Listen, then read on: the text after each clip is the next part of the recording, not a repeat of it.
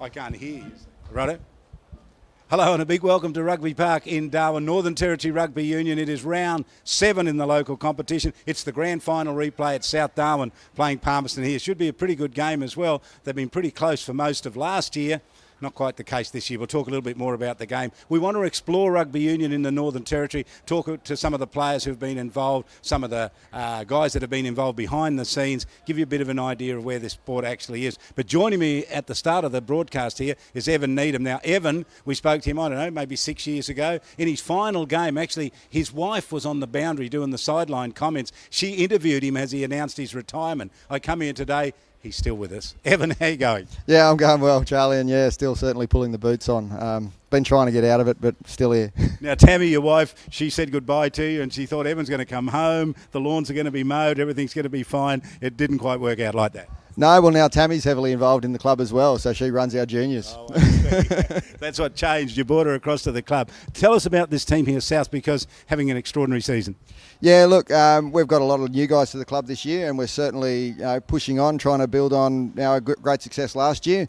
Today's going to be a real challenge for us. We've got a lot of guys out, but we're really going to rely on our depth today. Now, someone was telling us a short time ago as many as 18 players either unavailable or injured from the South team. Yeah, no, that's right. So there's 18 blokes on the sideline that I counted that have played first grade this year for us that can't play today. Not that it's made much difference, I can tell you, because you haven't lost a game this year. No, we haven't. And look, we've had a couple of close games and we've been lucky that we haven't lost, to tell you the truth.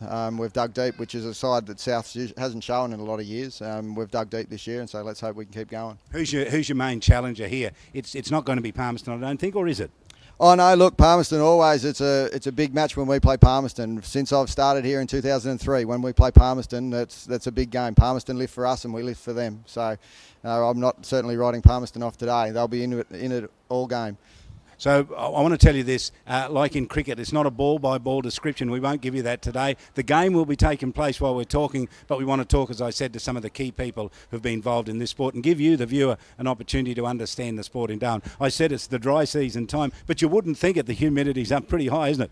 No, it certainly is. And look, we've got a few of the US Marines actually helping us out today, and they're certainly finding the heat a bit of a battle. Now, we know often there's many of the Kiwi players that come here, other players from the South Sea Islands, so all different places have actually come here. What's the story this year? The same sort of thing happening? Oh, look, we've got a huge mix at the club this year. We've got people from France, we've got people from England, we've got people from New Zealand, had Samoans, we've got Fijians, and the US Marines now. So, yeah, we're certainly a very multicultural club, and I think that's the case across Darwin. Well, if you're looking for international sport, you might as well look here because that's where you will find them. And the junior development programs, how's that going? Yeah, look, really well for us at South. We've certainly got a couple of teams up and running in the under-7s, the under-9s now, which we haven't previously. So this is our first year with under-9s. And look, we're really trying to build on the club. It's changed a lot since I've been here. We're now becoming a family club. A lot of us older people through the club are now producing rugby players, hopefully. All right, now speaking of older players, and this is a bad intro really, I'm going to speak to someone who's in his 41st year of playing rugby in the top end. He started when the competition first started here. I don't know where you were 41 years ago, Evan, but I suggest, I'm not sure, where would you have been 41 years ago? In the maternity ward in Canberra, I think. Just a baby. Yep. All right. Well, we're going to talk to Dennis Bree because he's actually associated with the Palmerston side who you're playing today. We'll come back and talk to you in just a moment. All right. Thanks, Charlie. Evan Needham with us too. Don't go away from us because good chat coming up with him. Now, Dennis Bree's going to join us here. I think the camera's going to swing around. Well, we'll see if we can get Dennis on the camera if we can. Just get a little bit of a shot of him so people can actually see him. Many would have heard of him. He's well known in rugby, not just here in the Territory, but around Australia as well. Well, you would be if you played for 41 years. I mean, anything to do with rugby, you'd find Dennis Bree along the way. And in fact, I was just down there a moment ago. His son was there. He's the president of Northern Territory Rugby Union, and his two grandsons, who are cousins, were there as well. So if you're looking for the Bree, this is Bree family, this is where you're from. Dennis, hello, how you going? Charlie, I'm well. Mate, you still got the strip on. Yeah. I was amazed, as I was when I saw Evan here, but I was surprised to see you still here as well. You must love this game. I do love it. And the difference between me and Evan, I've never promised to stop. Nor should. Now, when you come here, when you first came to Darwin, where was rugby union at that time? I mean, in its growth, where was it? It hadn't started. So I got here in 74. It didn't start till after the cyclone. There was a couple of people who are still around here. Dave Cooper, who was part of the three that started, and my brother Bernard. Bernie was there, and the member for Lingiari, Warren Snowden. The three of them actually got the game started here. Wow. Yeah, and I joined the first committee as well as the first game. And where was the first game played? Not here, obviously. No, down at Ella Oval, along there where they later played hockey. Right. So we played there for a couple of years. We moved to Richardson Park, played there in the off-season to rugby league because we used to play in the wet season. Right. It's only in, I think, 2000 that we changed over to the dry. And how many teams were actually playing when it all got underway? We started off with six teams. Wow. Yeah, right at the start. There was a lot of interest, and you won't be surprised to know a lot of Kiwis. Yeah. A lot of Kiwis were here rebuilding Darwin, and when you said rugby, out they came. Oh, okay. So you gave them something to do while Darwin was being rebuilt. Yeah, that's right. Yeah. So have you enjoyed your time? It's been an incredible journey. Oh, like it has been a joy. I play it because I enjoy it. Every week, the camaraderie. You know, mixing with people who are young fellas for me now, but they treat me well. As long as they'll let me run out with them, I'll be there. Oh, that's a great story. Hottest Sevens is the big event here. They will know about it internationally, won't they? But sometimes the risk is if you have one main feature event, then after that the local competition gets lost a bit. Yeah, well, there's no doubt that the Hottest Sevens is really the big event for rugby in the top end that draws crowds and gets interest interstate. It's a signature event. But I think in a lot of ways the Sevens is really starting to help underpin our game. It's brought women into the game, for instance, and I think which has been a great thing for us up here. And we're now building out of those Sevens into a women's competition. And I think that's been a great thing. Also, it attracts the juniors. I mean, it's an exciting game. Kids can get onto it right away, and they just want to be part of it. Oh, that's great to hear. Now, both teams are out there on the field. We can see your team because you haven't been back in the change room. I notice out there also the referee in charge of this match, Simon Scoble. He's from Queensland, refereeing in Darwin for the 4th year. Now, he's been doing it for such a long time. He played at primary school. He told me, he said, look, when I was at primary school, he said they put me at number 8 in the scrum. He said I did it twice. I learned everything I need to know about the scrum, and that was it. And I've decided I'm going to be a ref. He's done rep games. He said his highlight, his greatest memory, was being a running touchy in the late 1990s in a Super 10 match. That's when Otago played the Queensland Reds. That's where it all started with the Super teams. Yeah, so he's doing quite well. I mean, but I'd have to take some... I'd have to question what he's learned at number 8 in a scrum. I mean, as a front rower, you've got to play in front row to know anything about a scrum, in my view. Yeah, I understand that. So the competition itself, the standard, as the game gets underway here, Souths are in the green, running to left of screen. The team Palmerston's got your strips on the horizontal stripes there. They're the Crocs. The standard of the game over the years, have you seen it get better and better? I think it's gone up and down, Charlie, to be honest. I mean, if you think back in some of our early years, before professionalism in the sport, we had people who played internationally come up here in the off-season. Yep. So we had players who came here, particularly with Casuarina Club. They were very, if you remember, you might remember back, John Connolly was their coach for 6 or 7 years, and they won 6 or 7 premierships. Yes. He was very well connected, and he'd have international players coming up here, people who went on to play for Australia. So the standard then was obviously very, very high, I think, in relative terms. But I think since we've gone to the dry season, we've had some ups and downs, but it's been good on the bodies, and people have been able to play at a much faster rate than they were in the wet season. You can imagine 36 or 7 degrees, 90% humidity. We just struggled out there during those years. It was a hard time. Now, Souths are running the first try there. I didn't see who it is. I can see who it is, but I won't be able to tell you until I get a chance to have a look at his number in just a moment. Evan might be able to tell. That was number 13, outside centre. Number 13, Abeli Atanasia. Yep, Belly Atanasia. So that's another player, I guess, that's come from somewhere else to play here, which is good. He's the nephew of our fullback, number 15, Setafana Cacao. Oh, okay. So it's a family affair, bit like yours out there as well. Yeah, so much better standard. So what's the future for you then over the coming years? Me personally? Yeah. I mean, I'm just going to keep going as long as the body says I can. I think what I found is that there's no reason to stop other than injury. I mean, and I've been very fortunate, and I know that. So everything's holding together. So on I go.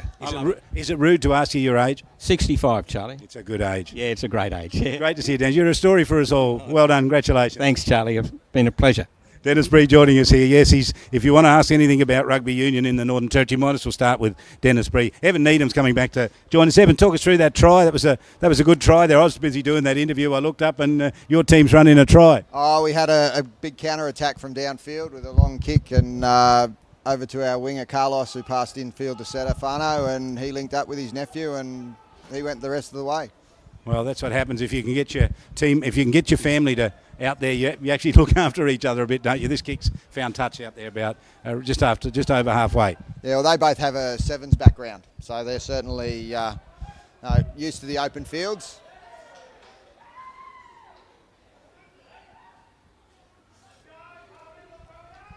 Now we've got a scrum to Palmerston. Yeah, scrum for Palmerston. So Palmerston running to right of screen here. So score on the board there already. It is 5-0. Did they get the conversion? 7-0. 7-0. So got the conversion as well. Well, I hope he didn't miss it from in front. I actually wasn't watching, but he should have got that one.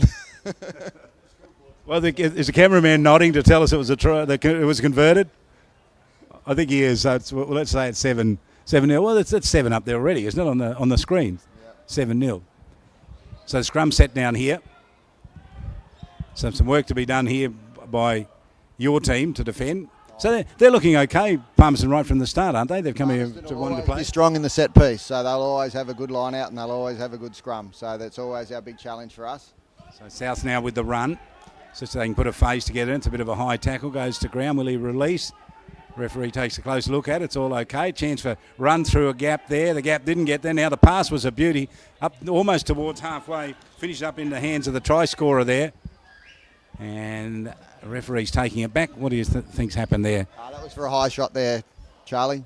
He's playing advantage for a high tackle. So we saw that earlier on, didn't we? And he lets the advantage go. That's what referees do. That's good. Let's keep it open and keep it flowing. So Billy Byrne there. He's going to kick. Yeah, he's the son of my first coach when I arrived here in Darwin 14 years ago. So Gary Byrne. Okay, here's the kick. What can he do? It's pretty good. Up over halfway, or just about right on halfway. That's a good kick. So the line out here, and throwing the ball in will be Jack Lawrence, is it? Yeah, Jack Lawrence. He's one of our life members at the club, actually. One of the couple of us running around as life members of the club. Now, we asked for a new ball. What was that all about? Didn't like that one? Yeah, he's pretty particular, Jack, about his throwing. Let's see if he can get this one straight. So they went early, and that tap was pretty good too, straight down into the hands there of Vinnie Men. And they run up towards halfway, going to ground with it there. I think that's Telawiti. Out wide, straight into the hands there of Billy Byrne. Again, he made some territory, but they turned it over. And a little kick from Palmerston, but straight back into the hands here. Yeah, they're not going to play advantage when they kick it to setter. They might pay for that one. Setafano Cacao. That's right. Yeah, he's got a sevens background from Fiji, so he loves the open space. And Fiji have done very well here in the Hot Sevens, haven't they, over the years? They definitely have. They're used to the climate. They come here and they enjoy it. So there's a good, strong Fijian community here in Darwin. I tell you what, I've seen some disappointment on faces of teams that haven't won finals, but I don't think I've ever seen the long faces that you see when Fiji come here and they don't win the hottest sevens. That's exactly right, Charlie. It's just an expectation these days. If you Fiji a run on the field. Here's a bit of a chance. That was a heavy tackle too, up towards halfway. Palmerston under some pressure here. That's Liam McNevin. Gets just over halfway with it. It's coming out. They're going to go on the short side. So we have some team lists here, but unfortunately, Evan, I've got to tell you that Palmerston's looks like the mouth of a heavyweight boxer who's lost some teeth. There's a few there's a few gaps. Oh, that's pretty typical for Darwin, isn't it, Charlie? We don't know until we're getting out on the paddock who's actually going to be there. Yeah, it's always hard to do. So number 20, we don't know who he is either. So Palmerston with it now, can bring it up towards halfway. And the swarming defence, pretty good from South. Is that a feature of South, the way they play this game, their defence? Look, certainly this year, yeah, we've certainly been relying on our defence to help us out. Previously when I arrived here, yeah, that was what we were known for. We were known for getting up and putting a lot of pressure on teams. Now that shadow you can see, there's a shadow of the stand, which is pretty good. They have it on the western side of the ground, so games get played in the afternoon, you're shielded from the sun. There is a stand on the other side of the ground. We're not so fortunate if you cross there. Yeah, I actually don't think that I've ever seen terribly many people sitting on that side, and it's probably because that sun's right in their face. Well, you do see it in the hotter sevens. Definitely. It used to be many years ago that was the university side. They used to set up shop over there as well. Now, penalty here for Palmerston from halfway, and that's a big kick right out there, Billy Byrne. Pretty good, and he's gained what there? He's got a 12, 13 metres there. He had to kick right from the centre of the field, so that's certainly a tough kick to get there to gain too much ground. So the players work their way over for the line out.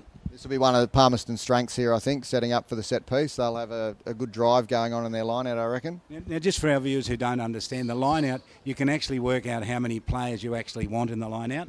Who works that out?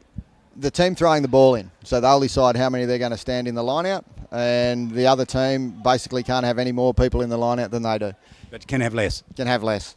Okay, so here's the line out was pretty good. Palmerston do take it from the line out, make a little bit of territory. Support took a long time to get there, just picking up and running forward. He's got the space there. Now they'll go back to their tight work again. So that grand final that they played was an extraordinary match last year because it went... I understand that Palmerston were sort of cruising towards winning their second only grand final, I think, and then got beaten 36-31. South overrun them late in the game. Yeah, that was a great effort by the South boys. I was playing in that game, and we would think down by 17 just into the second half, and we came home with a wet sail, I suppose. And with the help of a few solid runs, we got there in the end. Did they drop their commitment and you lifted your intensity, or what happened? No, look, their intensity was still there, but they were relying on their set piece, and so they stayed in tight, and we had a few guys with some fancy feet that were able to exploit some gaps further out. Game plan? Certainly. We certainly like to spread the ball, and we like to have fun when we're out there. Well, I'll tell you what, I stand and applaud when I see that exciting rugby when they run it wide, just like the game when it opens up. I think people like it better when they see it like that. Oh, exactly. Look, that's why most of us play, is to have that free-flowing, open running style, and here we go again. It's O'Leary, and it's a big run. They can get it up towards halfway. Dylan Lewis here, across halfway. And you've played once this year, and South won 29-17. So you've won 6 games in a row, and you've got a feel for the Crocs, just 1 win and 5 losses. 1 win only against the Swampdogs. Yeah, look, everyone's sort of been in the same boat this year, and just depending on who arrives in town during the wet season, you can be up, you can be down. We've been quite lucky this year. Palmerston in previous years have certainly relied on a lot of the defence force to help them out, and sometimes they're on manoeuvres. Looks like we've got another high tackle there, penalty. The referee very clear in the signal there that it was a high tackle, so we'll kick down into the corner and we'll go for the line out there. Billy Byrne will be looking to get some territory here, so see how far he can go. That's not too bad. He'll be using his AFL experience there just to punt the ball into touch. Who did he play footy? Aussie rules for? I don't actually know, to tell you the truth, but he certainly had a good off-season. I remember playing with Billy when he was just a teenager, a little strapping young lad, but he's certainly put on a bit of size now, and this is his first full season here standing in at 5'8" for us. And did you play Aussie rules as well? I played many years ago, Charlie. I hadn't previously, but I played in 2008. I had a crack in the divisions playing AFL. Found it an interesting game. Here's South with a chance now. They can hit this line. They normally attack from a long way out, so let's see if they can work this out here and put a good phase together. Plenty of support out wide. Didn't get there though. Intercept. Yep.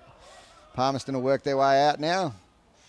Probably go to a big clearing kick here inside the 22. And there's the kick. Oh, they're listening to you, but they're not going to find touch with it because it's cut off there by Cacao. Yep. So Setafano Cacao, do you call him Setafano or do you call him Cacao? We just call him Seta for short. And he's passed off to a belly, and it looks like a belly's in the clear. He's going for the corner. I think he's going to go in again. He's gone all the way now. He's trying to get back. He's going to go all the way. They've some pretty feeble tackling on him, and he's improved the angle by about 15 metres there. Some good running from him. His second try. I tell you what, Charlie, I'm glad he plays for us because I certainly don't want to be tackling him.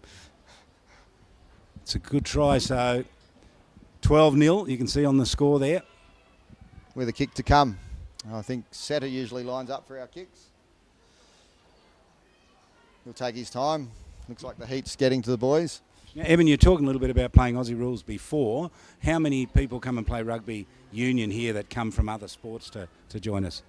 Look, we've got quite a few actually. There's certainly a few guys playing with Aussie rules background. The guys that have come over from the US Marines all have, of course, an American football background. So they've been on a steep learning curve for the last 6 weeks or so, getting them to learn how to tackle without helmets and without pads and all those sort of things. But I give them their credit. They put their bodies on the line every time they go out there. Stefano, he's all but straight out in front. Shouldn't bother him too much, you wouldn't think. He's a pretty good converter. That's a bit of a look at it. People who get these shots from right wide out on the, along the sideline, the touchline, are just extraordinary. Let's have a look what he does with this one. He's no trouble at all. He converts that. So 2 tries and 2 conversions early on in the match to the reigning premiers. Let's hope they can keep it going, Charlie. Anyway, from a South perspective, we'll see how we go. We've got to certainly work on our restarts. So I think we've got Mark Heath going to drop in and have a chat with us shortly as well. Sure, Charlie, that'd be great. Do you and Mark go back a long way?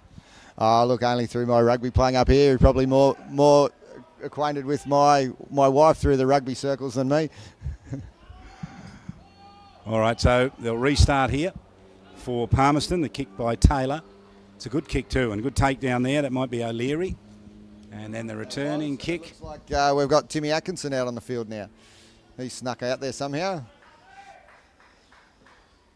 South's looking good. Well, why don't we talk to Mark Heath for a little while, see if the CEO can join us. And Evan, you'll join us back in a moment. So that score here, 14-0, early stages here of this first half.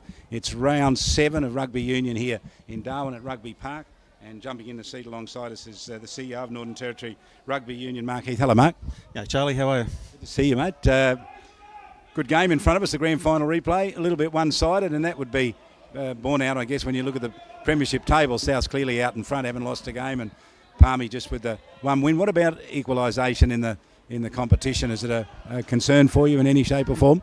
Not particularly. I think that where we stand at the moment, Souths have just built up over the last 4 or 5 years, got to a point now where they're sort of at the pinnacle of where they should be, and the other clubs have now got to raise up to that bar. It was like Casuarina a few years ago; they'd set the bar, and other clubs had to get there. Souths were slowly getting there. Souths are now there, and it's time for other clubs to come on top of that. I was talking to Evan Needham, of course, he tied up with South, and I said, should there be an equalisation program? This is before that we went to air with this. I said, maybe you can give a few of your players off to the Swampdogs, and he said, well, the Swampdogs got a pretty good junior development program, so no one wants to give away anyone. If someone's got a junior development program, good on them.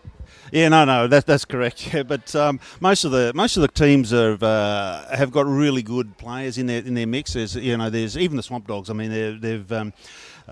they've rebuilt their club very well. They've got a very strong junior base, as you just mentioned, and they've also now just started this year. They've got a really strong youth girls program going down there. They've got a women's team down there, and they're actually fielding an A and a B grade in most of the season. So they're doing really, really well. It's good to see. Just stay with this kick. So chance for first points here. This is Tom Taylor for Palmerston. So he's having a good look at it. You almost expect a ground announcer to say, quiet, please. So here's his kick. He didn't get on it well enough and missed it out wide to the left. And South can run it out from there. Yeah, and they probably will. And I would imagine that given the scenario that they've had at the moment, the South will do quite well from it. Now, I noticed when I was down there a little earlier on, I saw a player walking around that is I think he's at least a dual international, Andrew Walker. It's good to get these big names to come up to Darwin and play.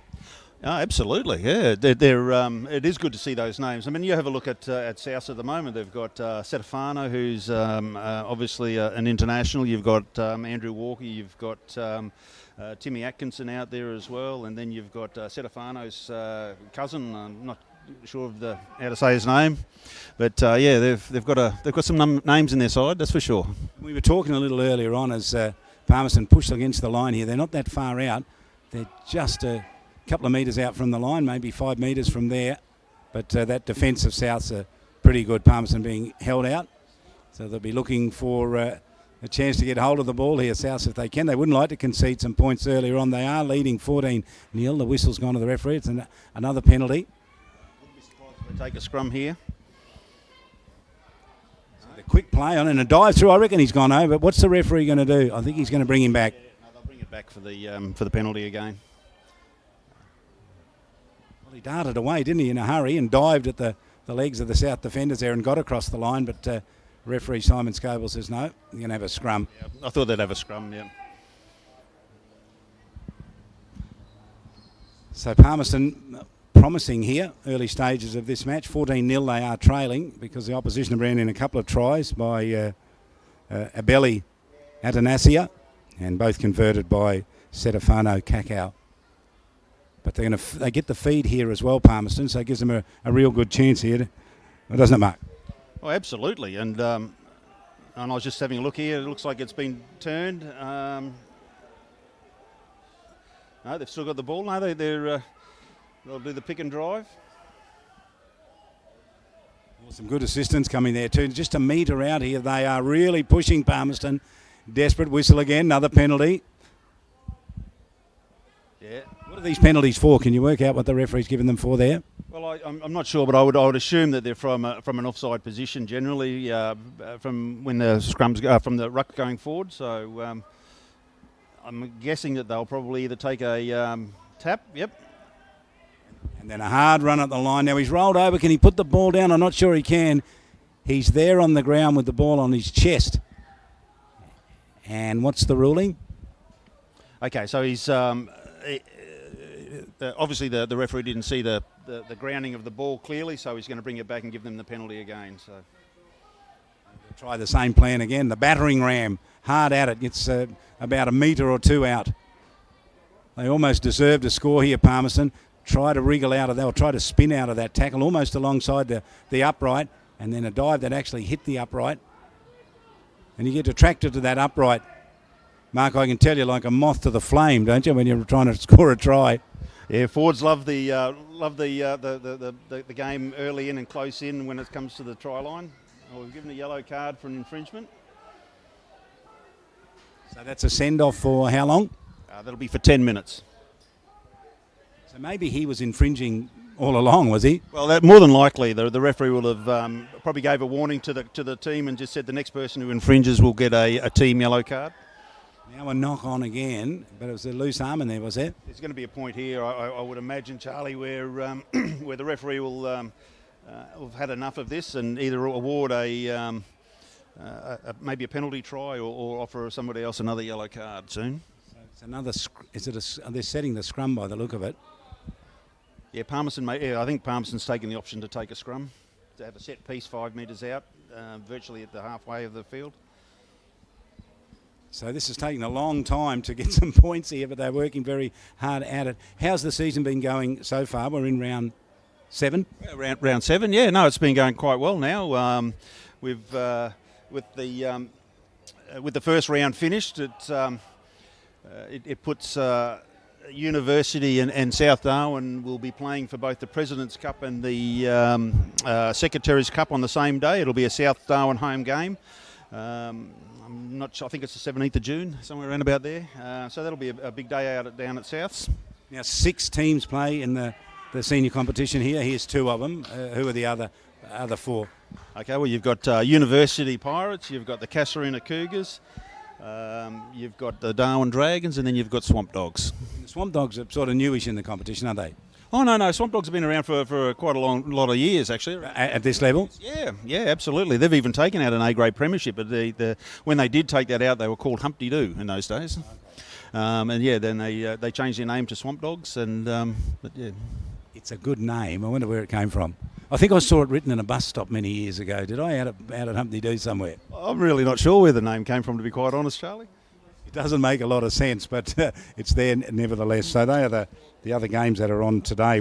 You actually got this field here where this game's being played, and one to the west of us behind us here where another game will be played later today. Yes, that's correct. So you'll have Darwin Dragons and University will be playing out the back, and the next game on this field here will be Swampdogs versus Casuarina. What are the immediate challenges for you, Mark? In front of you now is the CEO of the rugby union here.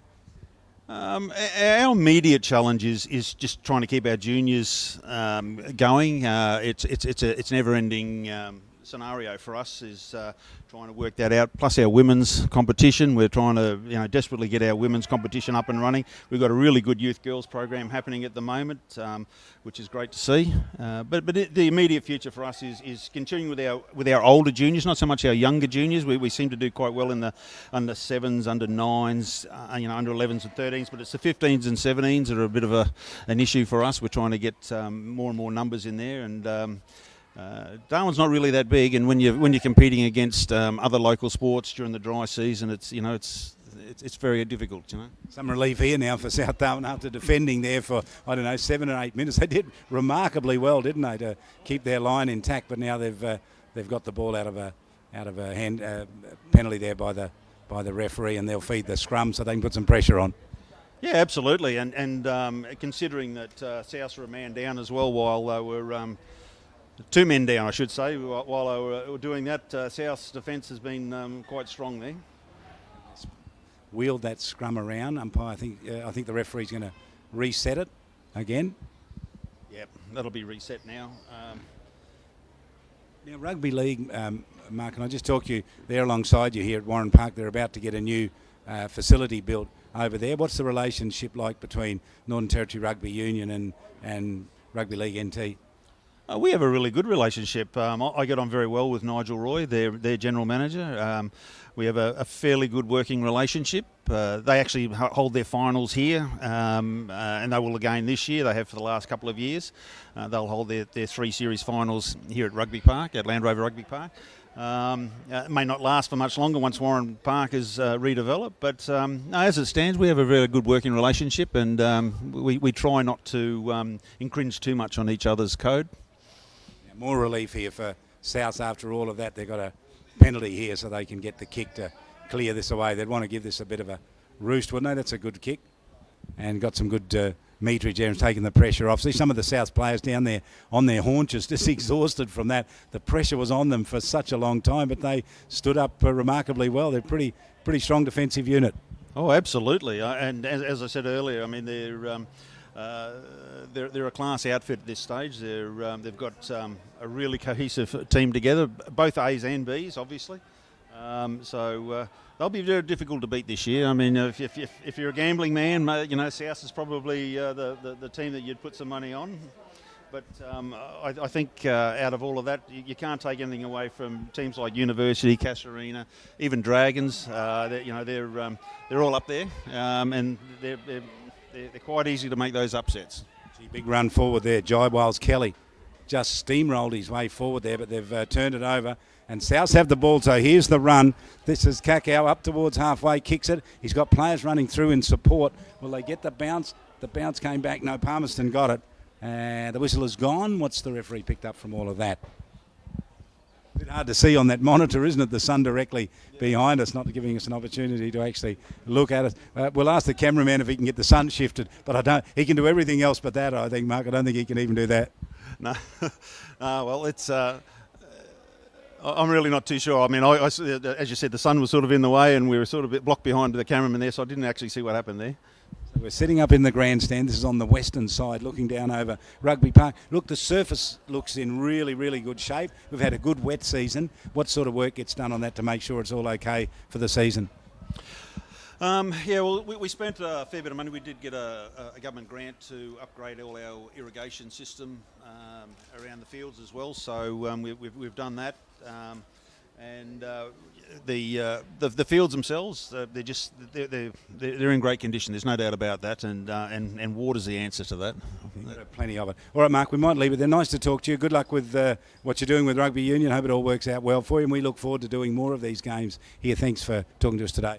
No, thank you very much, Charlie. Much appreciated, and it's great to see live streaming happening, and it's great that it's between the grand final rematch from last year. Cheers. It's a beauty. Thanks very much. Mark Heath has been with us, CEO of Northern Territory Rugby Union. We can get Evan Needham back to join us now. He'd be pretty happy with that scoreline. I think when he left it might have been, was it 14-0 when you left, Evan? 14-0. I think we've just been defending on our line for the last 10 minutes. That's right. It was good effort to hold Palmerston out, though. I'm very surprised that we held them out there with 2 men in the bin.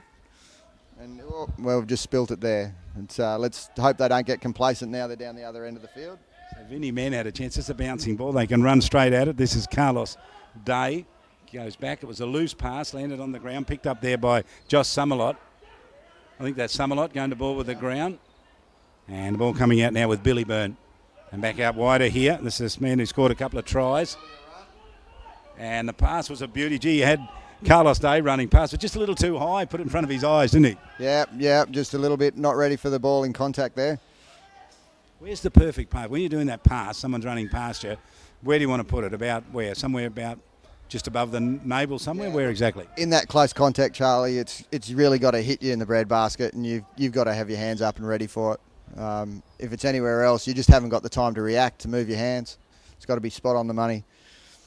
So looks like an injury back there. I can see Tom Taylor limping, number 10 for Palmerston. He's in the background there. You can see him behind that line of players. He's not going to kick it. So Palmerston here now to clear up towards halfway. Just short of halfway. Looks like we've got one of the sin bin guys on the sideline warming up to get back out in there. That's Chris O'Leary, I think. Now, what did he get sent off for? We figured he kept infringing down there when that was all happening, and Palmerston were getting all those penalties. From what I could see, Charlie, I think that the first one was sent for repeated infringements for being offside, and the second one was sent for not releasing the ball on the ground. So that's what I could make of it. Okay. So chance here now for Souths again. They've scored the only tries of this match. They've scored a couple. Pass was a beauty.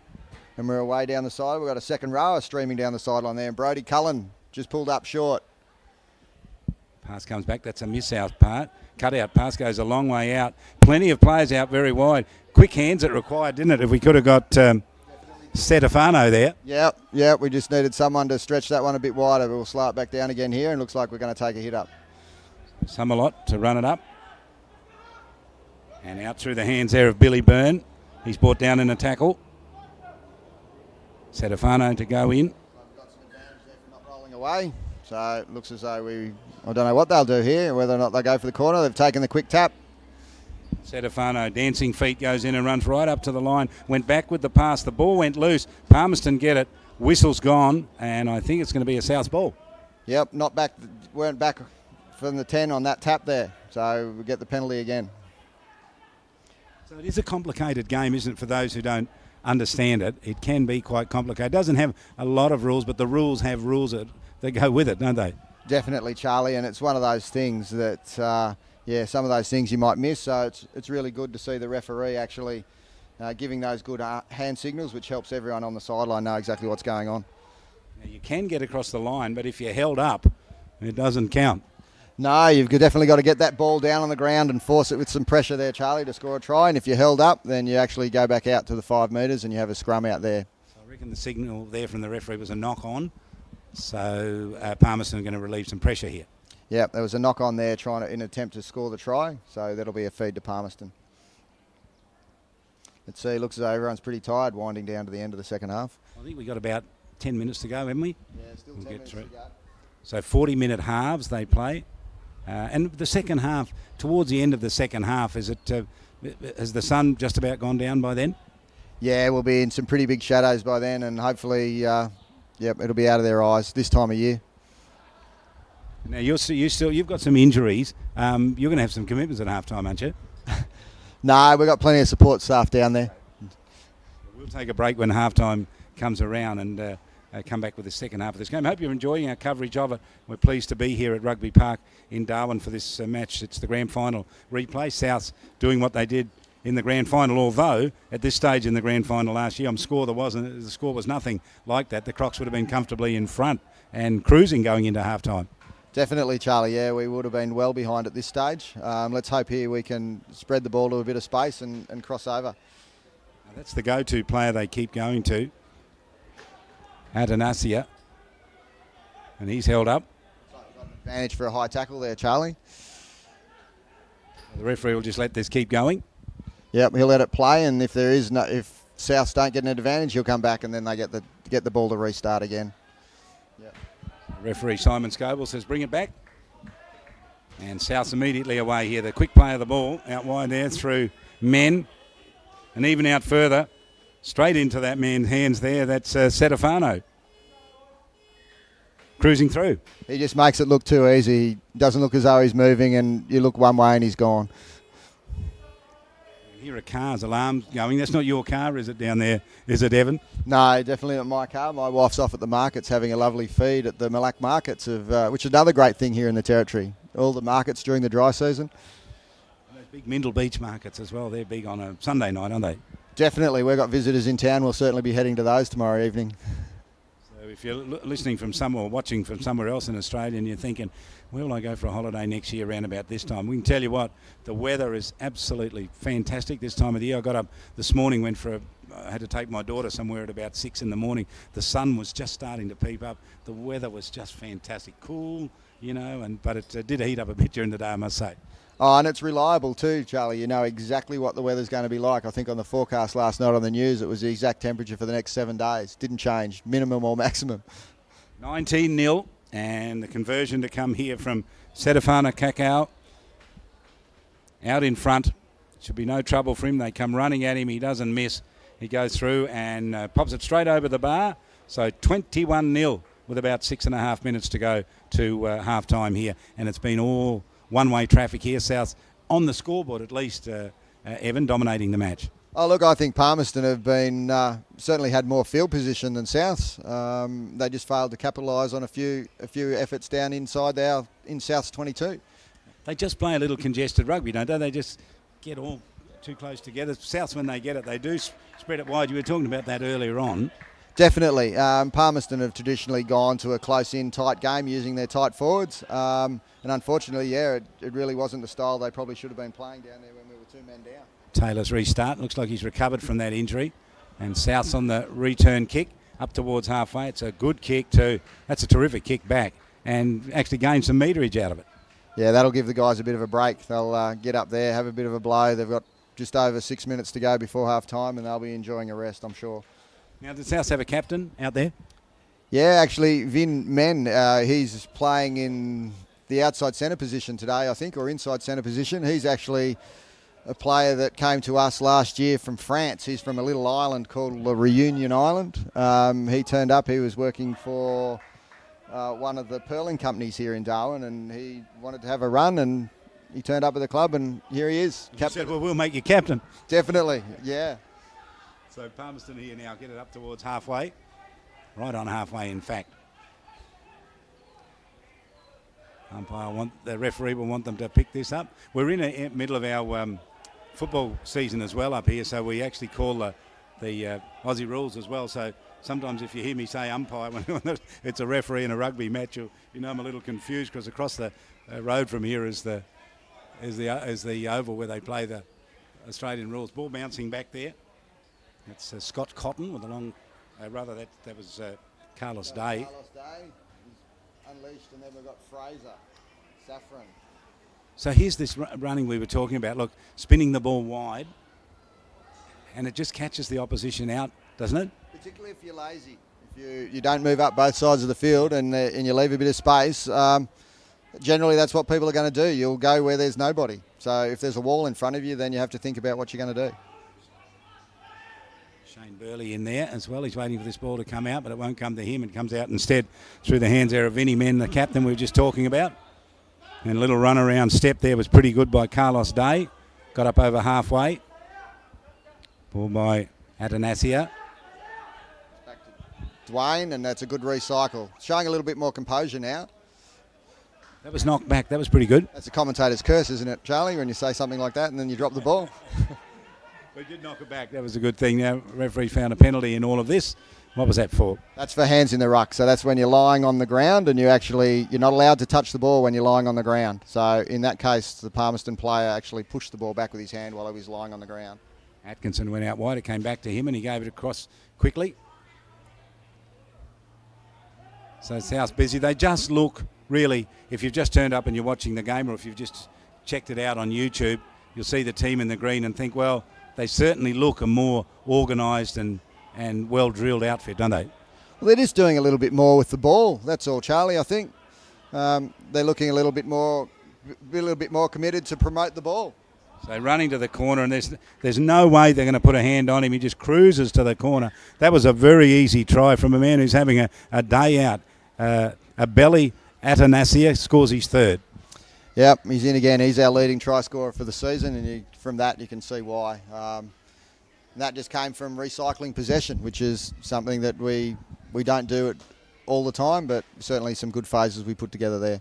And he just, there was a gap there. I'll tell you what, you could drive a truck through it. I mean, he just waltzed straight through it, and he's just got some leg speed, and they were never a chance of putting a hand on him. No, he certainly runs hard. He's hard to pull down. And sometimes even if there isn't a gap there, he'll still go through it. What is his story, Atanasia? Oh, look, he's over from Fiji. He's actually the nephew of Setafana Cacao, and he's just over in Australia, travelling around, helping it, and came to play a game of rugby. Won't play for the Northern Territory rep team, will he? Well, I don't know. I don't know if the Northern Territory has a 15s rep team at the moment. Certainly we sent away a 7s side earlier in the year that did exceptionally well at the National Championships. I think they came fourth. We have the Mozzies, don't we? Yeah, the Mozzies. I'm not sure how many games they've got scheduled this year. Oh, I see. Yeah, so... Well, their coach is Peter McGrath, and we're hoping if he turns up here we might get a chance to talk to him and see what's actually happening, because we haven't heard that much about the Mozzies. I mean, they were for a long time. Let's wait for this kick. That is pretty good. Extra points added as well, so hardly missing here. Everything working for the team in the green. Yeah, no, they'll be very happy with that. They might give themselves a little bit of a break before half time with only a couple of minutes to go. But yeah, the Mozzies is an interesting one, because certainly when the national competition was playing and there was South Australia and Queensland Country and all those other teams playing, the NT had something to get up and play for. But unfortunately, with those teams dropping away and that competition no longer existing, has made it very hard for our players. So we'll wait and find out what's actually happening with them. We might get a chance in the second half to have a talk to the Mozzies coach Peter McGrath. I think he coaches one of the local teams too, doesn't he? He was coaching Casuarina. Actually, I don't think he's coaching them this year. But no, he's been very successful with the Casuarina team. Led them to numerous premierships when they're in their golden reign. I think at one stage, I'm not quite sure on the stats, but they were 50 or 60 games undefeated for several seasons. A miraculous effort. Now the referees, what's happened here? The referees call. Oh, they've come in for a scrum. I see what's going on there. So it's almost half time. So what happened there was the Palmerston guys were actually in front of the kicker when he kicked it off. So it comes back to a scrum to Darwin, to South Darwin, and one of the players I think's actually gone off for a blood bin. I think that's what he was holding up play for. We're going to let this play go. So the siren tells us it's gone past half time, and the pass out wide there into the hands of Billy Byrne. Ball knocked on the ground, picked up cleverly there by Foliolo, and the referee says that'll do to half time. Just give us your thoughts on that first half. Evan Needham. Oh, look, Palmerston, lots of pressure, went to their in-tight game, working around the tight five. South Darwin really just capitalised on turnover ball and that open space with their open running style and recycled quite well. So great lead here for Souths going in at half-time. They are leading quite comfortably 28-0. We'll have more coming up in the second half.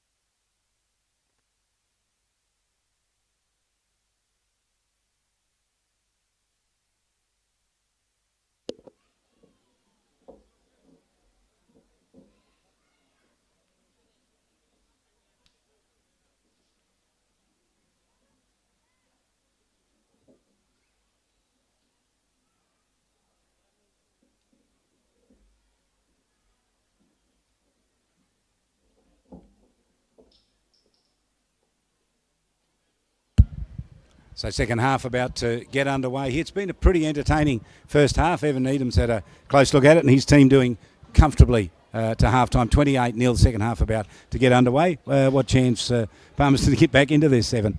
Oh, look, I'm hoping none, Charlie, from my perspective. I hate sitting on the sidelines. As much as I've tried to retire many times, once you sit on the sideline, you just want to be back out there with the guys. But he's hoping that South Darwin can go on with the job here.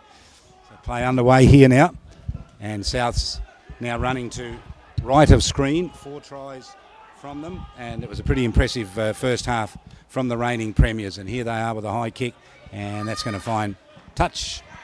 So that'll be out on the full. They'll go back and have a line out where they actually kicked that one from. You want to bounce that just inside the line, don't you, and have it go off at right angles. Yeah, so that's one of those other rules that we've got. So he was outside of the 22-metre line when he kicked that, so it has to land in the field of play before going out. So the line out in the hands here of Palmerston. Might be in the hands of Foliola. No, it's not. It's number 2. Who's a name we don't have, but finished up in the hands there of Taylor. So what have they learnt during half-time here? The Crocs approach the game any differently, do you think?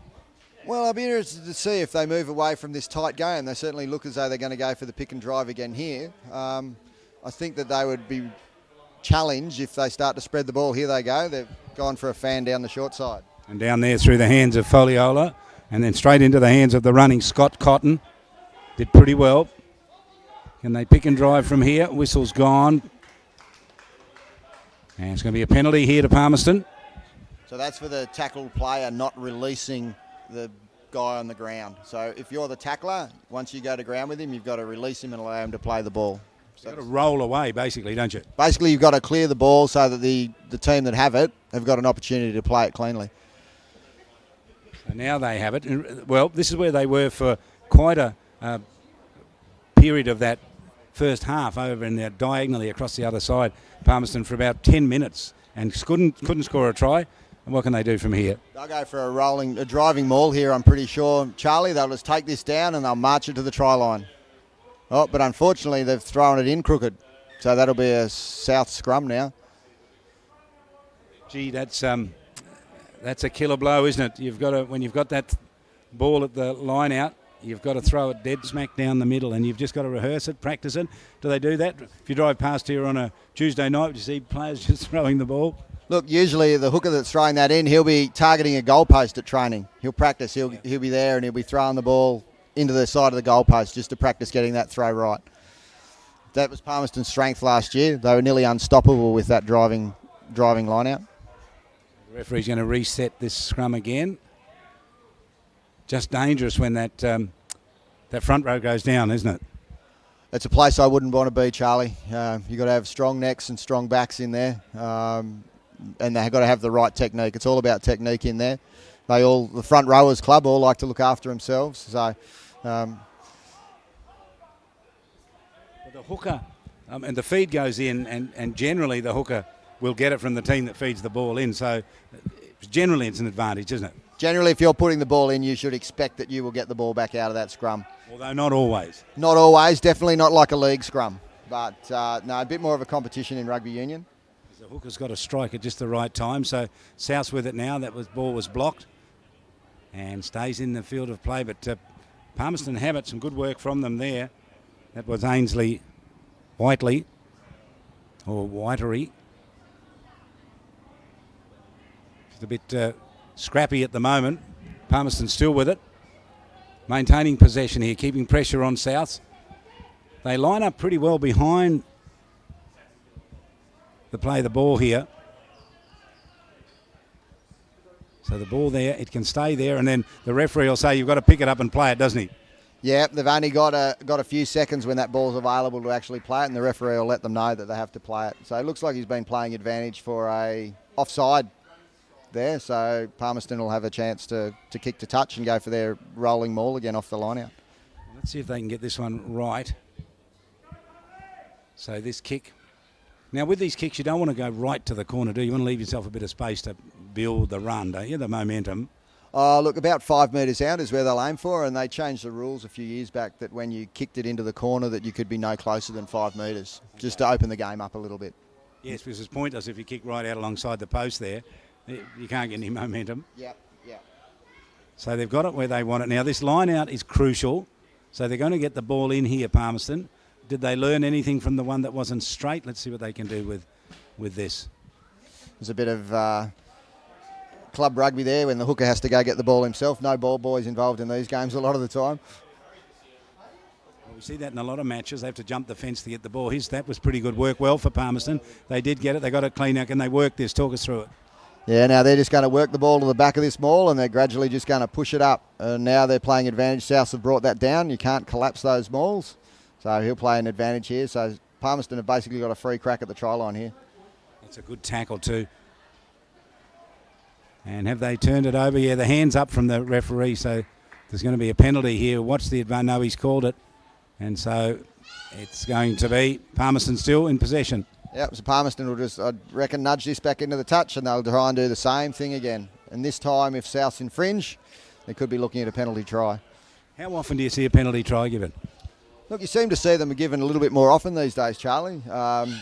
Basically, if a player is in the motion of scoring a try and someone fouls them, they will award a penalty try. And this time, you don't even have to kick the goal now to get the extra 2 points. They just give you 7 points now for a penalty try. Gee, they all went early that time. And did Palmerston get their hands on that? No, Souths are very happy with it, so they're going to come away with this. Look, can you tell us here, we see in cricket, test matches are not quite as popular as they used to be. The 50-over game sort of lost some popularity in 2020, became the game that everyone wants to see and be involved in. What about in rugby? The 15s, we're watching it now. They've got the 7s. Where's that sit alongside the 15s? Oh, look, the sevens is generated for a spectator sport. We've currently got the sevens, the World Series sevens tournaments on around the world, and they're designed for spectators. Our hottest sevens here in Darwin, designed for spectators. Lots of games, very fast action, open, fast flowing, just what people want to see. Have you played it yourself? I used to play many years ago, Charlie. I used to play down in New South Wales. I used to play for New South Wales Country down there, and we used to play the circuit through Sydney and up and down the coast of New South Wales. A little bit slower in the legs these years to be out there playing against some of those guys. Yeah, you need the pace. Now, we've seen some of the big names come here and play sevens. I think our Australian men's sevens team is about where our Australian 15s team is. We're about the same distance down, aren't we? Look, the Australian Sevens team are really rebuilding. They came up here before the Olympics to train, to acclimatise.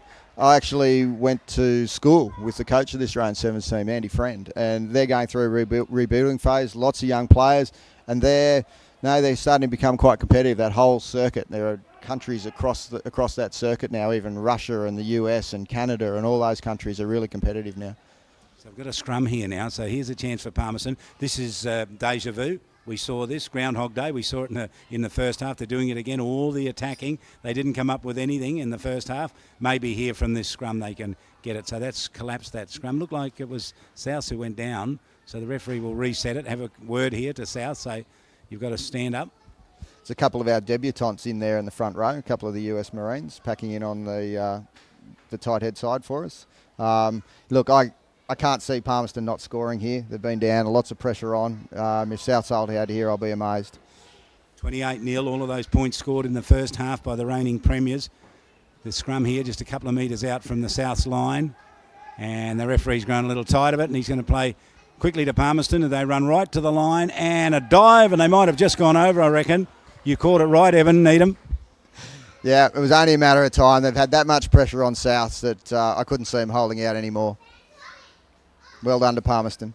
Well, we don't have the benefit of a replay, so we're not sure who's gone over. But we might just, while this conversion is about to happen, say Needham will talk to you back in a couple of minutes and introduce to you Peter McGrath will come and join us. He's the coach of the Northern Territory Mosquitoes. We'll wait for this conversion here. So that was a great try there for Palmerston. They worked so very hard for it. Peter joins us. Peter, nice to see you. Thanks for dropping in. Thanks, Charlie. No problems, mate. What do you do here when the rugby's on a Saturday, because you haven't got any mosquitoes to coach? No, there's no mosquito games at the moment, but they're hoping to host Townsville in September, so we're hopeful that'll go ahead. Yeah. So what is the plan for the Mosquitoes? Because they were all the rage, and we might just wait for this kick, Peter, but they were all the rage for such a long time, and I just felt they got good territory support for quite a long time. People wanted them to win. They had games here. They played down in South Australia and other parts of Australia, and then it just dropped away, and we haven't seen them for a long time, and you really do need to have that something for players to aim for. Here's the shot for Palmerston, the conversion there. So Palmerston pretty well now. They got their try and their conversion here, early stages of the second half. They were down 28-0. They're now down 28-7. And Peter McGrath, the coach of the current Mozzies team, is with us. What is the future for the Mozzies? What are you being told? Well, it is a problem getting teams to come up here and play us. We went down to Townsville last year, and they are definitely, I think, coming back here again in September. But I know Mark's trying hard. He's looking elsewhere. So hopefully, we will have some games in the future. But at this stage, yeah, it's there's nothing definite. Mark Heath, you're talking about it. What can he actually do to make it actually eventuate? Oh, well, I think he's perhaps looking overseas. So at some teams like the Philippines or Singapore, something like that. So I'm not 100% certain, but I know he's definitely trying to bring teams here and for us to go and play them as well. Must be disappointing for you. Tell us about that game against Townsville. That was an incredible result. Last year, yeah, no, it was good. We played really well. It was a really complete team effort, and we got a good result. So look, it's frustrating for me because there's so many talented players up here, and we have everyone available. We have a tremendous rep team, and we just need games. There needs to be a pathway for these players, and it's really frustrating for myself and for the players, obviously, that we can't get more games. Do you ever get the squad together in any shape or form to have a run just to keep their mind on the Mozzies? Well, no, not really, because there's nothing. It's pretty hard to get the boys together if there's no definite games. But if this game goes ahead in September, well, we'll be getting the squad out, sometime in August and have a good preparation. When will you know? I mean, when will they tell you? Hopefully within a month or so we should know. Yeah. The minute you pick a squad. How's that work? Well, I'm sort of going to the games and watching and taking names and looking at form. So I've got a bit of a shadow squad, if you like, but every week someone else put their hands up. So yeah. Do you talk to those players, or is this the secret squad, Peter, that only you know about? No, it's only I know about it really. But no, I know most of the players around, and we have a chat. And yeah, a lot of the players that went down in Townsville last year are still around. So obviously they'll be, pushing for a place. But there are some exciting new players, particularly the South Centre, that's coming to the area, and there's certainly some depth there. So you're here today just taking some quiet little notes, hoping? Absolutely, yeah.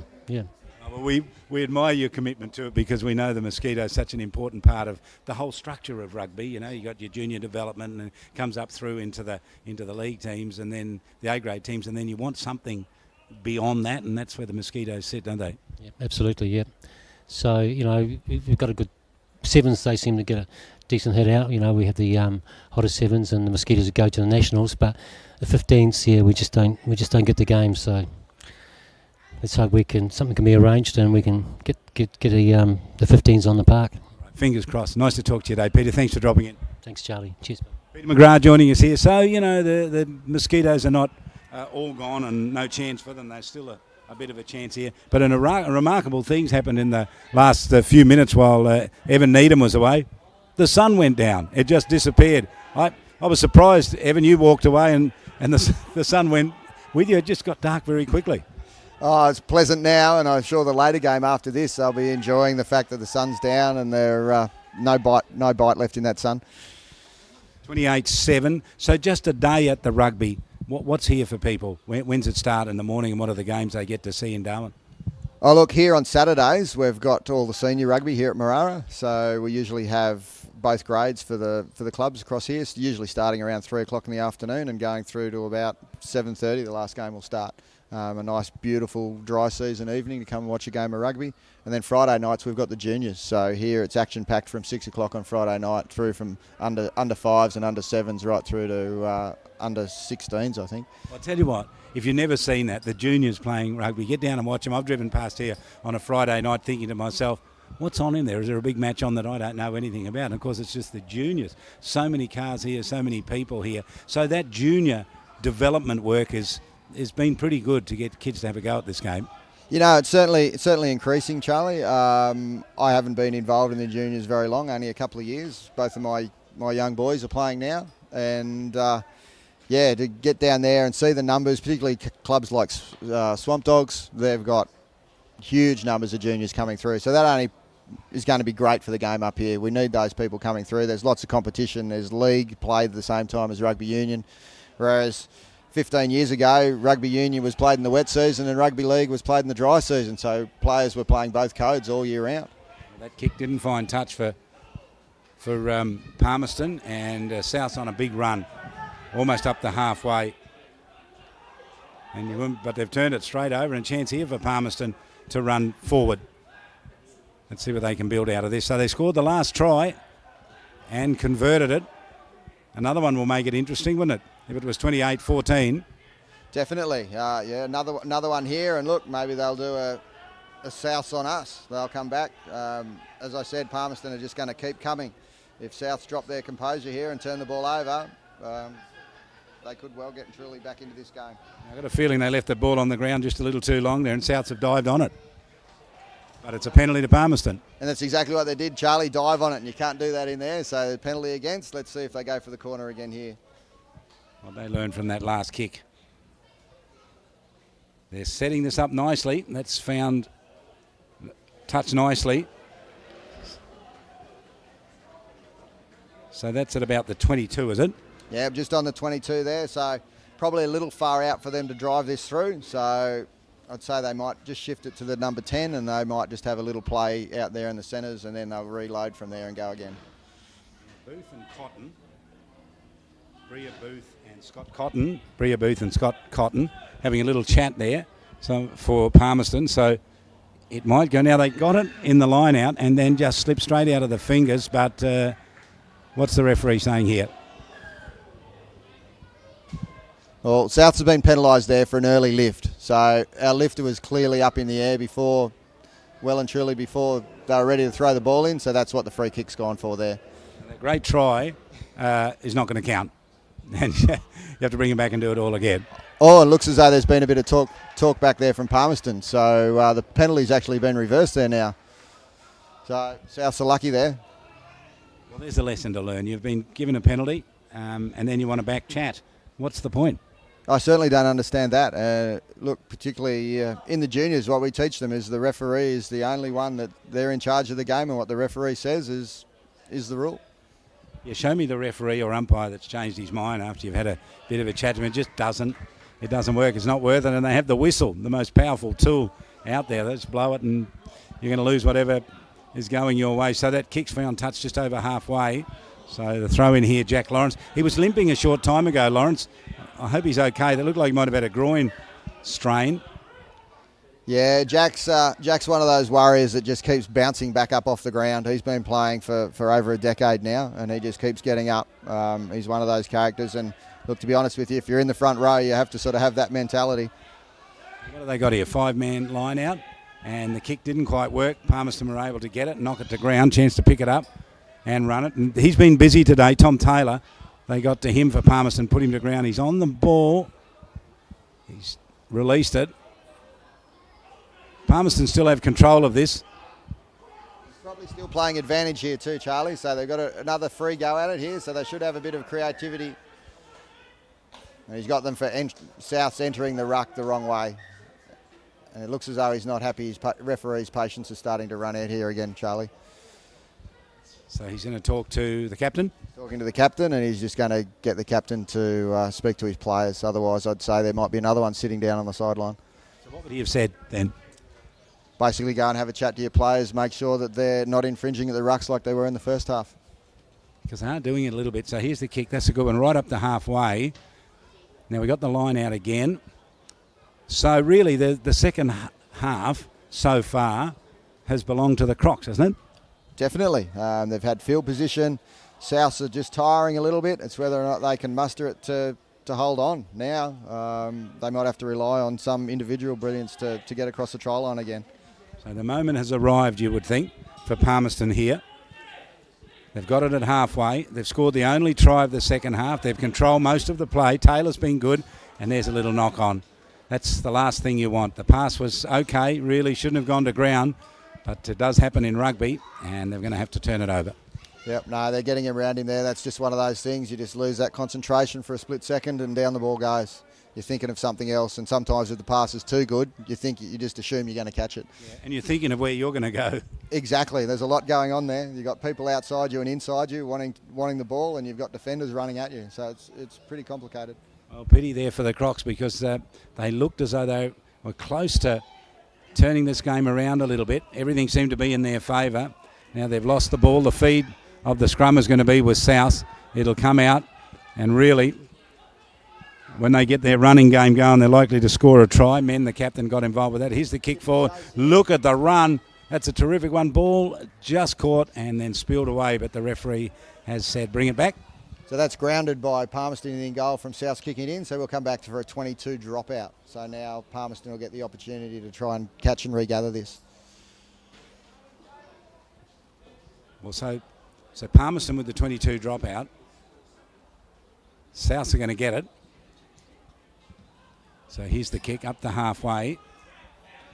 Parking underneath it there was Dylan Lewis. Run from Lewis, drops it a little short. It's a little knock on. Pass wasn't good. He wasn't very happy either, I can tell you, Adanasia. And the pass should have been better. Oh, definitely should have been better. He's just a little bit indecisive there. The calls were coming for him to throw the pass, and he was just caught in two minds and then didn't really do either then. Well, you could see that he hesitated while he was trying to make up his mind. Really, I mean, hindsight's a great thing, but 2 or 3 more steps towards the player he was going with, the pass would have found the target. Definitely. Look, unfortunately, these things happen, but Dylan's been with the club a long time, and he's filled in many games. I remember a season where he was playing 2 games every weekend to help the club get numbers on the paddock. So here's the run from Palmerston. They've won it out of the scrum. They're still in their own half, get it up almost to halfway. So your first aim would be saying, let's get across that halfway line, and let's just keep progressing down bit by bit. Keep control of the ball, get some phases working, run it wide where we have to. That pass was delayed a little bit. It made it really hard for Scott Cotton. And I hate to say it, but when they got to Cotton, they stitched him up, I must say, which is a bit unfair. But Palmerston player there, a little unhappy with something. Yeah, I missed all of that. Unfortunately, I didn't see any of that, so we're going to have a report from the touch judge by the looks of it here. Looks like someone was taken out off the play. Well, who is number 17? Because we don't have him on our list for South. I'm just trying. Oh, that's Peter Pauly. He's one of our front row replacements. He's got a heavily bandaged knee. He's been out with an injury for quite a while. Well, he took exception to something, ran down and cannoned into a Palmerston player. The referee and the touchy are having a discussion about it. And the man who did it all has tried to hide himself. He's disappeared amongst his teammates out there. The referee's striding towards him. Tell us what's happening. And usually those players that run in, they're the ones that get in trouble. Anyone that escalates any of that sort of violence or that stuff off the ball is usually the one that's going to go to the bin. Are we expecting a card here? I actually didn't see the incident, Charlie, but it looks as though they're going to go back to the penalty for offside on halfway. Well, we can't say no malice was intended. It certainly was, but maybe the damage is what the measure was. So they're trying desperately to get to the other end of the ground. Here's Taylor's kick. It's a real good one. And they're not that far out now. No, they're going to have to score shortly if they want to get back into this game. They had 25 minutes. They were been pushing the line, and now time's starting to tick down. They're down into about 17 minutes now. So now they're going to need to score if they want to get closer. Crucial line out here for Palmerston. Can they get it? Yes, they've taken it well. And what's happened?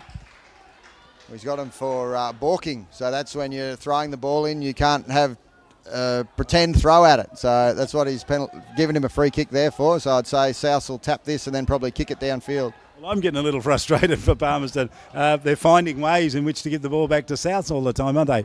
Yeah, look, that's the only thing that's been holding him back is just those crucial mistakes. And unfortunately, that's what happens in rugby. If you don't do everything as you need to, then you won't get to the try line.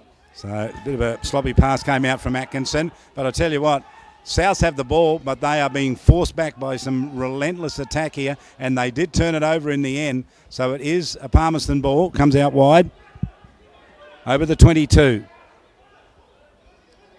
28-7. Souths in front, 28-0 at half time. Only score in the second half is with Palmerston, and they continue to get a glut of ball here. They're certainly on a roll. They're digging deep. They're going to come at us again. I'd say they go into the corner. Another line out. There was another offside penalty. The referee's sure to be getting tired of all these offside penalties. Well, they have marched down from almost inside their own 22 to 5 metres out from the try line. Yep, and I'm pretty sure here they'll go for another driving maul off this line out. Let's see how Souths try and defend it. See what they do here then. The throw-in's got to be a good one. And that's nice there. The Palmerston guy helping out with a selection of ball for the Palmerston player to throw in, the hooker. Into the line out they go. Hang up there for an eternity. Ball left on the ground for the Crocs. And that South defence, it's a wall. They have hammered away at it all night and they just can't break it, can they? No, they've only that once, so they're quite lucky, the Palmerston there, that when that ball dropped to ground that the referee didn't call it a knock on. So they're going to keep banging away, and they're just looking for that chink in the wall to get through. Now here's the long pass out wide. Let's see what they can do here. Straight out into the hands of player for Palmerston, but the referee's brought it back again. And one's going to the bin, Charlie. The referee's run out of patience. There we go. One off to the bin. So down to 14 now for Souths.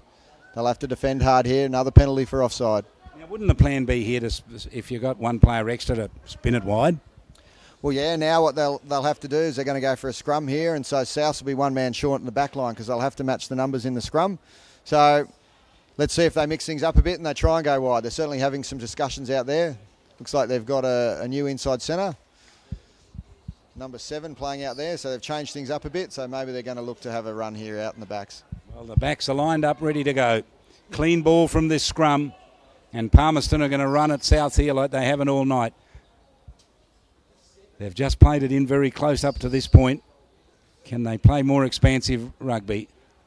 The ball comes nicely out of the scrum, caught in the tackle, spillage, little kick off the ground down towards the try line, and kicked away in dead ball area by South getting back there. And what's the referee going to do here? So he's played a knock on there from Palmerston. In that tackle, he's dropped the ball forward. So it's going to be a South scrum. So South have got away with it again. I don't know how they're doing it, but they're just holding on by the skin of their teeth, really. Well, the cameraman is he's showing here where his allegiance is here. He's just cheering along there. So I'm surrounded by South supporters here. But Palmerston, they're just really figuring out as many ways as possible in order to not win the game. Yeah, no, all they need to do is show a bit of composure and a bit of patience, and they probably should have scored 3 or 4 tries, and now they've given away a free kick, and we're away. 13 minutes left in it, and the run's a good one. It's going to be a kick, shaped a kick, ran back in, did some pretty good work there running with the ball was Tim Atkinson. Almost up to halfway, Atkinson again, used it pretty well, went out through men across out wide. This is Setafano up over halfway, steps beautifully. Oh, they just got a little trip on him, but he got the pass back. It was very good. Landed in the hands of Atkinson, out wide, and the nephew's going to do it again, isn't he? He's going to run around and score under the post. We've got Carlos on the wing there, so Abelli missed out on that opportunity, but as we were talking about, that's all it takes for Souths, is if that bit of loose play and they're willing to have a run. So Carlos Day gets that try in the second half. Yep, so really well finished there. Plenty of hands. Started by Timmy Atkinson. But, after all that pressure from Palmy, one turnover in the open play and away they go. Tell us about Setafano. Gee, he set up a few of these tries. That's probably why they call him Setter, do they? Well, yeah, I hadn't actually thought of that, but yeah, there's a good reason we could call him Setter. He's played international sevens for Fiji. Been over here at the club for a couple of years now, and been a great influence on the club. Was coaching us at the start of the year, helping us through to develop the players around the club, and been a big attraction for other players to come to the club. So you have a pretty good connection with Fiji and also with the Defence Force to get those American players along. Yeah, the US Marines is an interesting one. I think we had one turn up that was just wanting to have a game of rugby who had played before, and then from there their numbers just swelled. I think they enjoyed the physical side of the game. They enjoy the contact. And look, they don't take a backward step. They're amazing, really. Just them going into contact, they're fearless. And without them, our numbers would be under pressure. Why rugby union for them? Do they play it in the States? We don't see them playing Australian rules football. We don't see them playing cricket. We do see maybe a few playing basketball, but why rugby union? No, well, I think there was one of the guys from them that actually had played a little bit of rugby, and because there's no American football here in the top end that I know of, they came to have a run at rugby, and from there the numbers have just swelled. And they enjoy it. We're actually going to have an American football night on Tuesday at training, where they're going to show us their game. This Tuesday night? This Tuesday night. So that's going to be really interesting. They're apparently bringing 30 Marines down, and we're going to have a game of American football. Well, there you go. If you're in Darwin and you're watching this Tuesday night here around about 5:30. I think it'll be across at Warren Park, just across from Marara, but I'm not sure what sort of form the game's going to take, but it's going to be very interesting. That's something to see. Really will be something to see. Now, we saw the South player sitting underneath the ball there and waiting for it to come down and got taken out. And so the referee had to get involved with that. But Casuarina have regained possession. And they'll do what they did. You mentioned this earlier on, Nevin. They've had most of the play, Palmerston. They just haven't been able to turn it into points. Yeah, and they're back to the same pattern of play. They're really just trying to draw in the South's defenders, but at the moment, Souths are fanning out quite well and seem to spoil the ball quite well. But let's see how they go here. They've moved a little bit wider to a different channel. Wait for the cavalry to arrive, and it's dressed in green when it gets there, I can tell you. The pass comes out here to McNevin. And there's nowhere for him to go. Do you get in that mindset sometimes when you play where you get the ball and you're almost waiting to be tackled instead of looking for an opportunity not to be tackled? Yeah, that's certainly part of it, Charlie. You look up and all that there's in front of you are other players, and so you're expecting to get tackled instead of trying to move the ball away or move away from your patterns of play just to continue on. If things aren't working for you, you might need to move away to try something else. Yeah, that's a B plan. They're always the important things. Scott Cotton got a break down there, down the thin side, but they were able to tackle him quickly and throw him into touch. And so it's going to be a scrum here. We've got about 8 and a bit minutes to go in the second half of this match. It was 28-0 at half-time. South's in front, and they lead now 34 to 7. So yeah, it was just a little knock on down the short side there. So now South's back with the ball. I'd say South will go for a big clearing kick here just to keep running down the clock. There's no pressure on South to score any more points. That South scrum went down again. Yeah, and look, we've got Jack Lawrence on the tight head side over here, and he's a certainly experienced front rower, so there'll be a good battle going on in there, and the touch judge on the sidelines keeping an eye on any illegal play there. Now, for those people watching for the first time, there is a difference between the tight head and the loose head props, isn't there? There definitely is. To me, being a winger, I couldn't tell you really what they are. We have a loose head and a tight head prop. They have a slightly different role in the scrum. The loose head prop stands on the side where you're feeding the ball, and the tight head prop is on the opposite side of the scrum. So they have a slightly different role to play. So the loose head prop only uses one arm in the linking up, doesn't he? Well, he binds on the opposition player across the scrum, but why he's called a loose head is because his head is on the outside of the scrum, so he can wobble his head around, whereas the tight head prop, his head is wedged in between two other people, so he can't move his head anywhere, so his head is tightly wedged in there. So okay. I think that's how they came about, a loose head and a tight head prop. Okay, makes a lot of sense. Here's the throw in from the line out. Palmerston with it again. They've done this repeatedly. So they're on the drive now. Look at this for a push. Yeah, here's the Palmerston driving maul, and they should go over here, but oh no, looks like they've run into their own player there. Write that down in that list of things that you've got to do in order to give the ball to the opposition. They'll be disappointed with that. They've tried hard tonight. They'll be a frustrated bunch, I would suggest. Yeah, look, they've had so many opportunities, and each time that they've spoiled it, it's been a different way. So it's not just been one thing that they've spoiled it; it's been different ones. That one there was another one. Yeah, you're checking that book for ways in which you can give the ball away to the opposition. Those try scorers, I can tell you, 3 of them to Atanasia and 1 to Carlos Day, that great try a short time ago, and Kakao got a try as well. So South Darwin playing good rugby tonight. They've dominated this match, 28-0 at half-time. 10 minutes to go now in the second half. And we see a team warming up there behind them. Yeah, it looks like the next game we've got Swampdogs versus Casuarina getting into their warm-ups now. So on the screen there, that's... So Casuarina showing in the background there. They're one of the strong teams from the comp. They've been premiers many times in the last few years. Big battles between Casuarina and University Pirates in particular, as well as South Darwin. So just a score correction there, 35-7. Not that they got another point. It's just the scorer didn't put it up, but it's up on the screen over there as 35-7, but it's on your screen now as 35-7. 5 and a bit minutes to go. By our clock, I'm not sure if that is going to be accurate.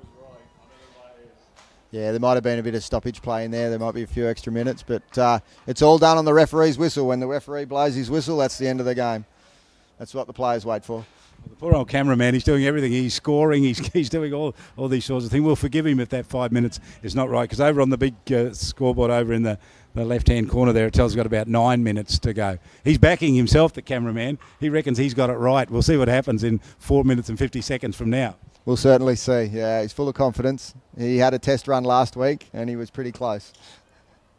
And I must mention that it's great to see that people who are prepared to take an interest in their local sport, as happens the case here. If you've got a camera, you can come down, you can video the game, and then you can ask people to come along and put some words alongside it, which is what we're doing for it, and we want to do more of it. But, you don't have to wait for the big television stations to do it, or the ABC or anyone. You can actually set it up yourself. You need a camera, you need a monitor, and you can make it happen. You get a YouTube channel.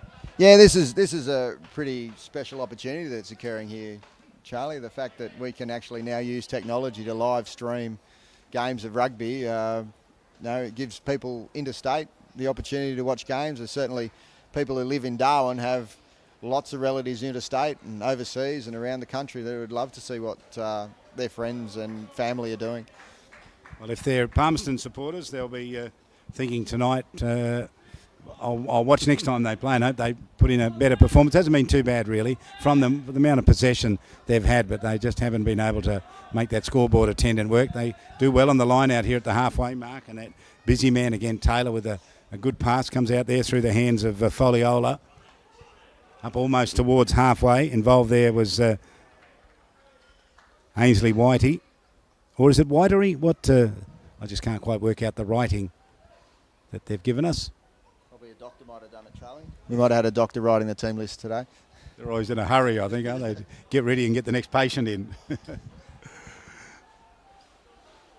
So another scrum to be set here.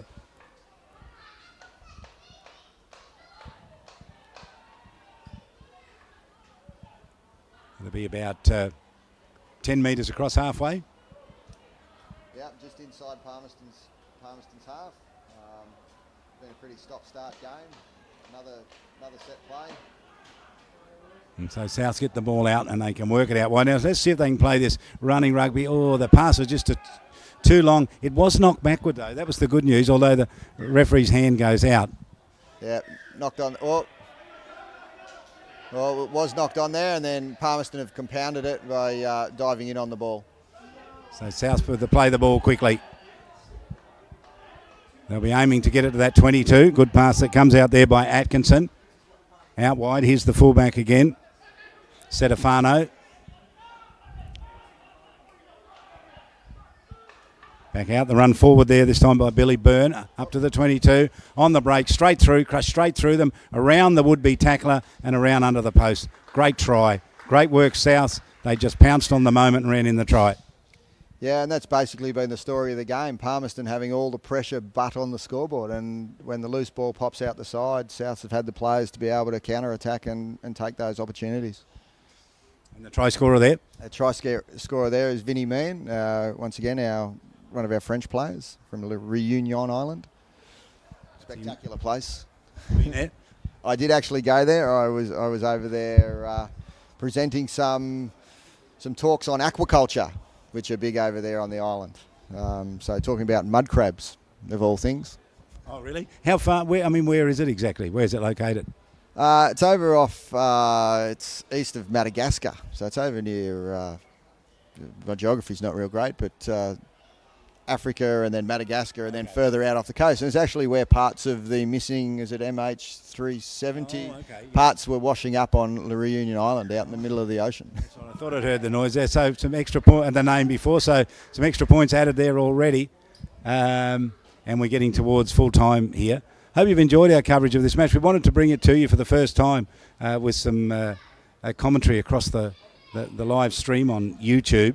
And although we haven't focused directly on the game, we thought it'd be a good opportunity today for you to meet some of the people who've been involved in rugby in the Northern Territory. You certainly had the chance. We look forward earlier on, and I hope you enjoyed it, talking to Dennis Bree. What an incredible story he had to tell. He played with Palmerston, the team that's actually playing out here, and he's played with them for 41 years. He was here when rugby first started all those years ago, and they played not at this venue, but they played at the venue where hockey started, and hockey's moved from there as well out towards the suburb Allawa, for those people who know their geography and suburbs in Darwin here. So he had a great story to tell. We spoke to Mark Heath, the CEO of Northern Territory Rugby Union, about his plans for rugby union and its present situation, and then we also got a chance a little later on to talk to Peter McGrath, the coach of the Mosquitoes, the team that's normally the Northern Territory representative team that's been lying dormant for some time.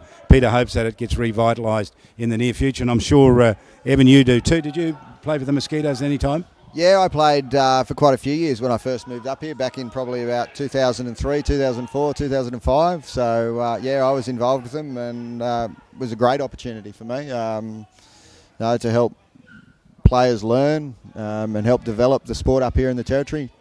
Because it sort of reached a high point, didn't it, where we were playing in Adelaide, and I think we were playing in Melbourne and different sorts of places. We were travelling and teams were coming here to play, a bit like the NEFL competition that the Aussie Rules play in. Yeah, exactly, and that's exactly what it was. We were playing against competitive teams from New South Wales country, Queensland country, from Adelaide, from Melbourne, and it was allowing our players to develop. But unfortunately, we don't seem to have that next link now to get those younger players coming through to that next level. Certainly for players like me, it's well and truly my opportunity's passed, but it's those younger guys coming through that need the opportunity to play at that high level. 42-7, and we're sitting behind our cameraman who was responsible for the clock. He's ticked to 0, but time is still going on, so we'll trust that big clock over there on the other side of the ground, which tells we've got about 2 minutes to go in a bit. Yeah, as I said, I was actually watching our clock and was expecting South to kick the ball out and that'd be the end of the game. But as you say, Charlie, it's in the referee's hands, and when he says it's over, that's when it's over. And your kids seem to have known as well, because they were hanging around waiting for you to come. They're probably waiting for a hot dog or something, are they? Yeah, actually a slushie is a favourite here at Rugby Park. They love the slushies. Oh, well, they won't have long to wait, a couple of minutes. So here's a run straight up the middle. That's a bust straight through. Hard running. Gee. That's Adanasia. This is like rugby sevens. He's just going to run through them and run down and score the try as easy as you like. Yep, a belly through. I think that might be try number 4 for a belly tonight. So he's certainly racking them up again. He's, as we said earlier, he's a powerful, strong runner, and certainly I wouldn't want to be tackling him. So the interest now is whether they will get to 50 points here. So we're saying 47-7 with the kick to come, so they'll be within, well, they'll get the points, won't they? They can get to 50. They'll need to score once more. So let's see. There'll be time probably for the kickoff after they'll soak up a minute or so here to take this conversion. We'll probably have one restart, and then the game will probably be over. Let's see if he can get this. And it was interesting. A belly ran directly under right in the middle of the post, and then run out to the left a little bit, maybe thinking that it's his uncle, isn't it? That yeah, no. His uncle maybe has a bit of a swinging kick. Yeah, I think they must know something there. He's just going to get him out to the left-hand side of the uprights a little bit so he can hook it back through. He shouldn't miss from there. Well, he's got it, no doubt at all. Oh, there we go. And the referee says that's it. Well, the final score is going to go up on the board. What's the final score here? The final score is 49 South to Palmerston Crocs 7. And Evan, just give us your thoughts on the game. Oh, look, a little bit disjointed, a little bit scrappy. There were certainly lots of scrums and lineouts and lost opportunities by Palmerston, and Souths were just lucky enough to capitalise on that broken open play to rack up a fair few tries. Belly was terrific with his tries. Certainly, Setafano worked well with him, and also some good play from Tim Atkinson. Saw him involved a bit in the play as well. And then for Palmerston, certainly I thought Tom Taylor was terrific for them. Worked very hard just about all night. But victory to South. They continue on their merry way. They're undefeated. They make it 7 wins in a trot after round 7, and they sit unbeaten on top of the premiership table to the reigning premiers. Evan Needham, thanks for joining us. We'll hope to work with you again sometime in the future. Pleasure, Charlie. Thanks for having me here. Evan Needham, enjoyed working with him. Hope you've enjoyed our coverage of the game here. Hope you've enjoyed your chance to have a look at rugby union from the top end. We're at Rugby Union Park in Darwin, and we'll hope to talk to you soon in the not too distant future. Bye from Darwin.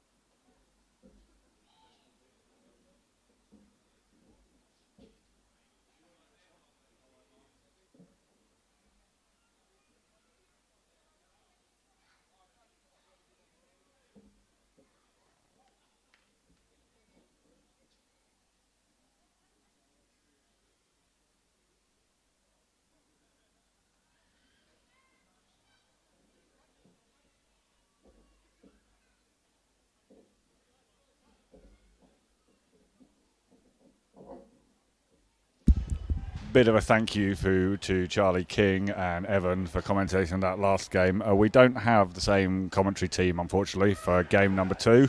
This is your cameraman. I will try with the microphone and the camera to keep you informed if I can, but it may just be video only for this one. If you are watching this on a phone somewhere in the stands to see how it's going, feel free to come up here and commentate if you want.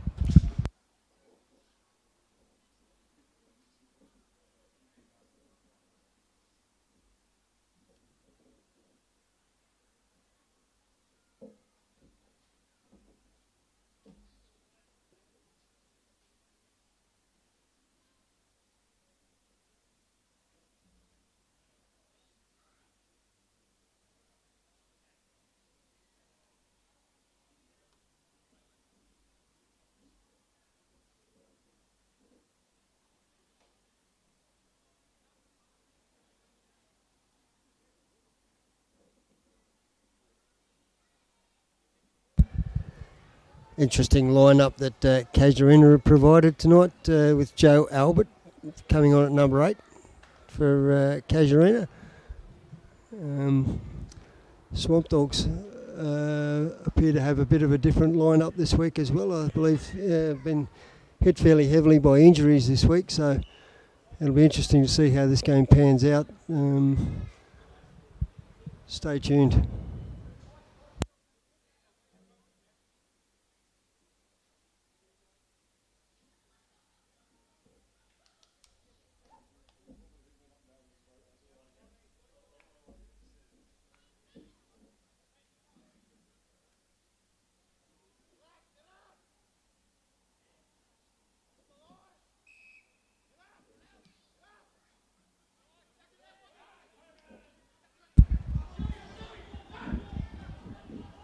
It's the perfect kick-off. They've started well and circulating the ball quite well through the 5-8. Oh, nice pass.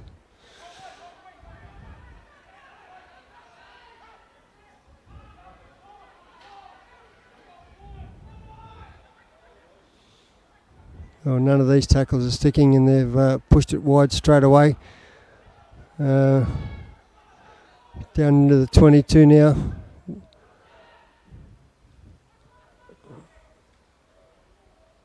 Yeah, that's good defence. Not making the advantage line there this time for Casuarina. The boys have come up off the line quick and enough pressure to force a knock on. Awesome. But Robbie Taylor, our referee, spotted an offside from the Swampdogs, which has been a bit of a letdown for them. That was good defence coming off their line there. Must have been a little bit too quick.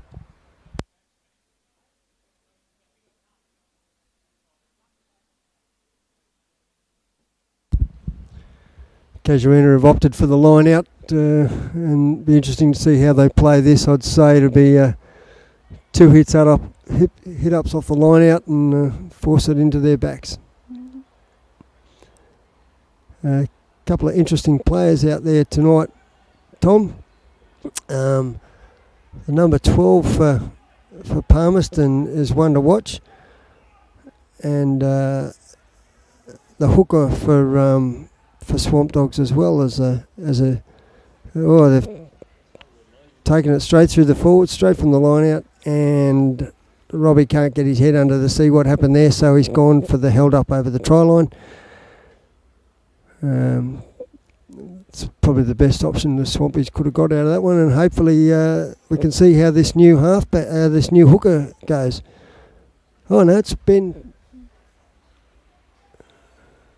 Sorry, no, it's.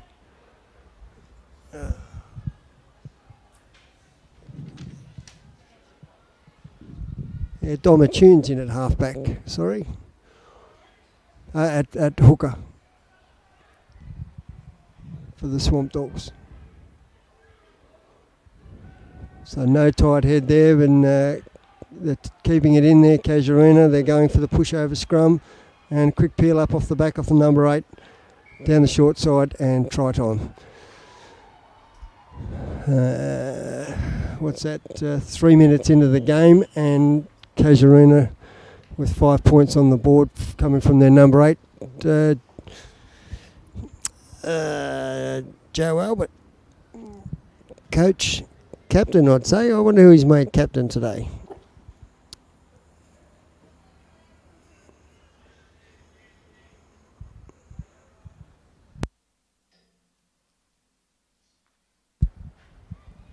Swampdogs are out there playing without a fullback by the looks of things. They've, this weekend has plagued them with a lot of injury. They're losing some couple of gun players in Jack Morrison, the halfback, with a knee injury.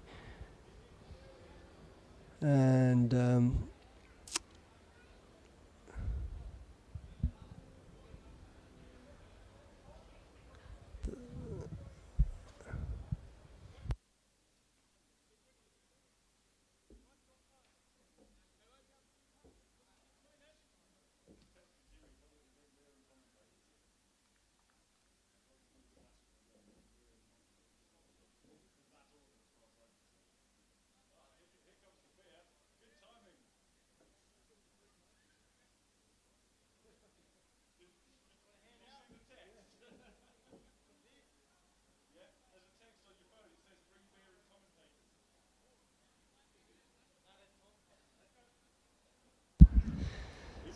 playing a bit out of position here is Stephen Burns. He's normally fullback, but this evening he's taken on the role as 5'8", and he's put the kick into a perfect spot.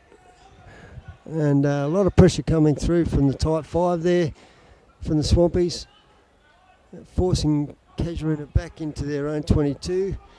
And because they took that ball out of their own 22, its kicks worked out good for them, just getting 8 metres into Swamp Dog territory.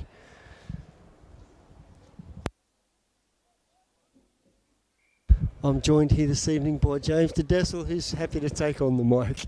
How are you, James? Going well. That's the way, mate.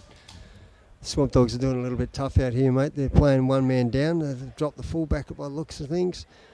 Base in the grass seems to have taken a bit of a bite out of them and a few injuries. I believe you guys were pretty down on players this afternoon as well. Yeah, we've got a few away this week. A few boys are in a state. A lot of injuries.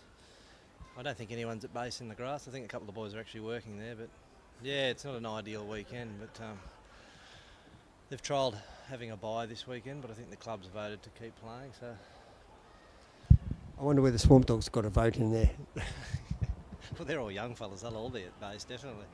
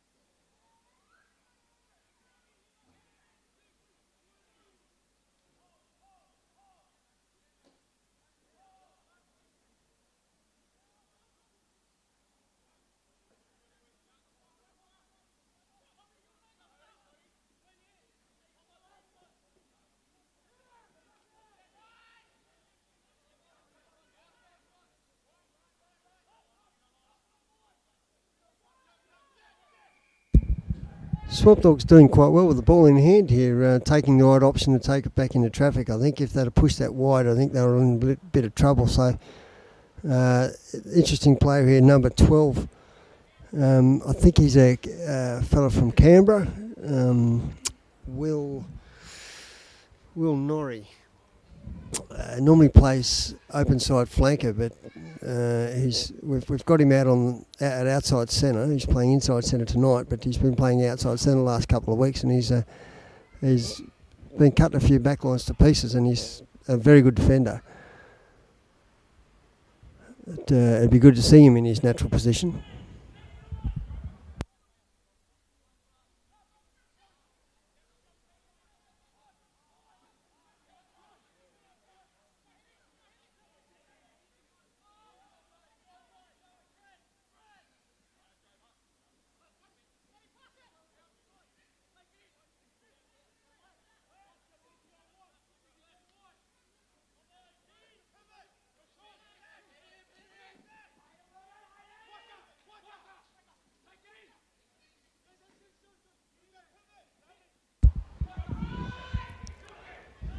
This is good defence in tight by the Swampdogs, and they're coming off their line well. Oh, I just blown a bit of smoke up Will there, and he's let me down. Got beaten on the inside shoulder there. Right in, attacking the red zone now. Hang on to Sammy. Yep. Oh, nice ball. Well, I think I'll go straight over the top of Stephen Burns and score the try in the corner.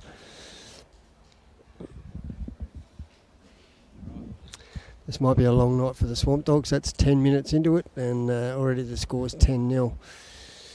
All right, James just about to leave the commentary box at the moment, so have a good night, James, and good luck for good for South Wind today. Yeah, thanks, Al. And it's great to see the live streaming happening. I know there's a lot of ex-South guys watching. Woody's watching over in South America, and there's a few Fijian hits watching the boys run around, and a couple of our boys away this weekend in Brisbane. I know they've tuned in.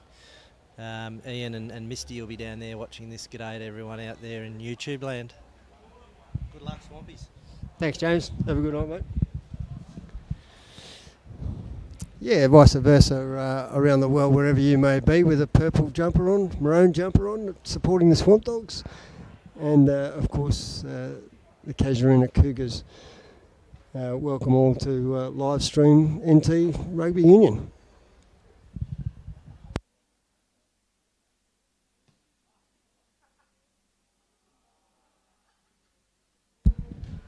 Oh, just shaving the paint off the outside post there.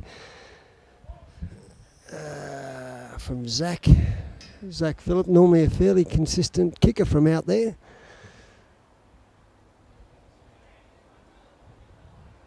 I haven't noticed. Oh yeah, Josh is out there playing. Zach's brother Josh playing at number 2. I think Steve Burns might get a bit of practice from that kick tonight. Oh yes, he's in the ideal position there. That's good work. Big Dan.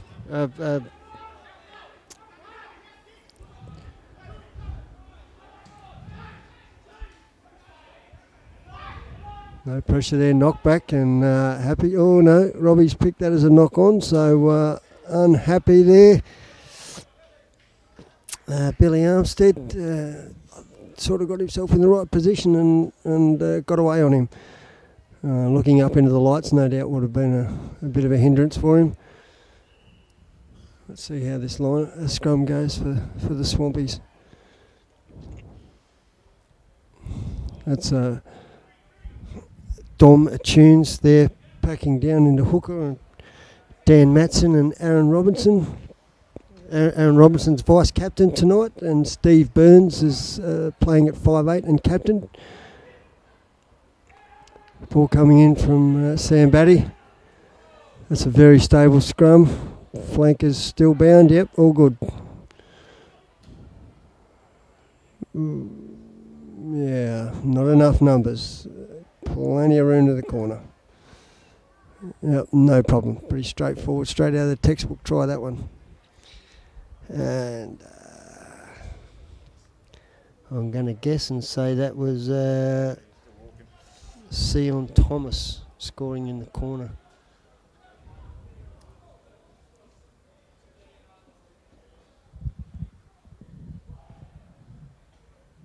Oh, sorry, hang on. Took my eyes off the screen for a minute, and Robbie's picked something up in that. He must have been a forward pass, was he? He's come back for a forward pass.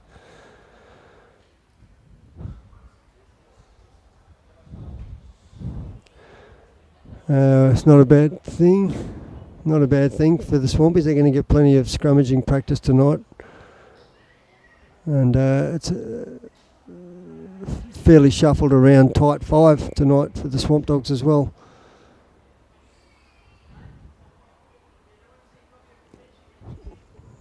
Aaron Roberts, Dom Tunes and Dan Matson are no strangers to the front row position, so they should go pretty well.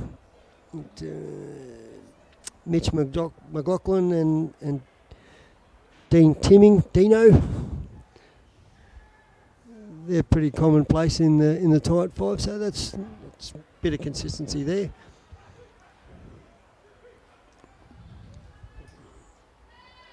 Oh, Will slipping off the tackle of his opposite number there.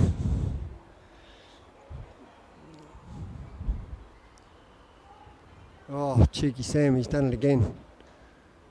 Stole a couple of metres. No halfback. And numbers. Numbers left. Casuarina decided to go right.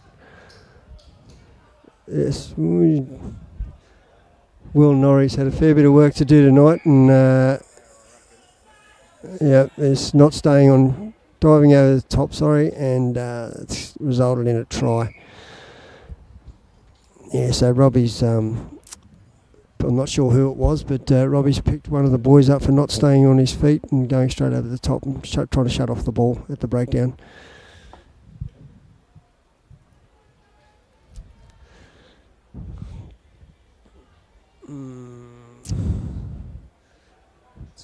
It's probably not a too bad a result, really, to a degree. 25 minutes at 15 minutes into the game and scores 15-0 with the kick to come. Zach hasn't had too much luck on the boot tonight, so this is a position he normally bangs them over from. Right.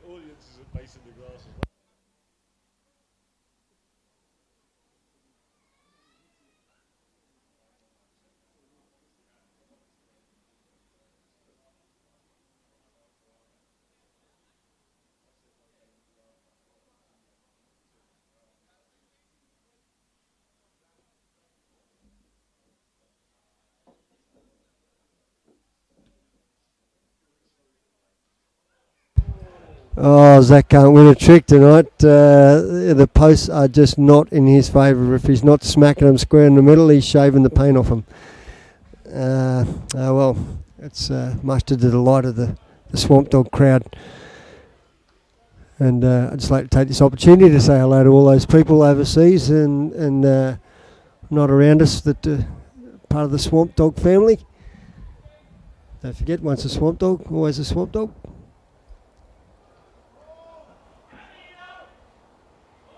Oh, that's just gone short, and Robbie's going to bring that back for the scrum in the middle, or the option. Sam's going to take the obvious and go the scrum.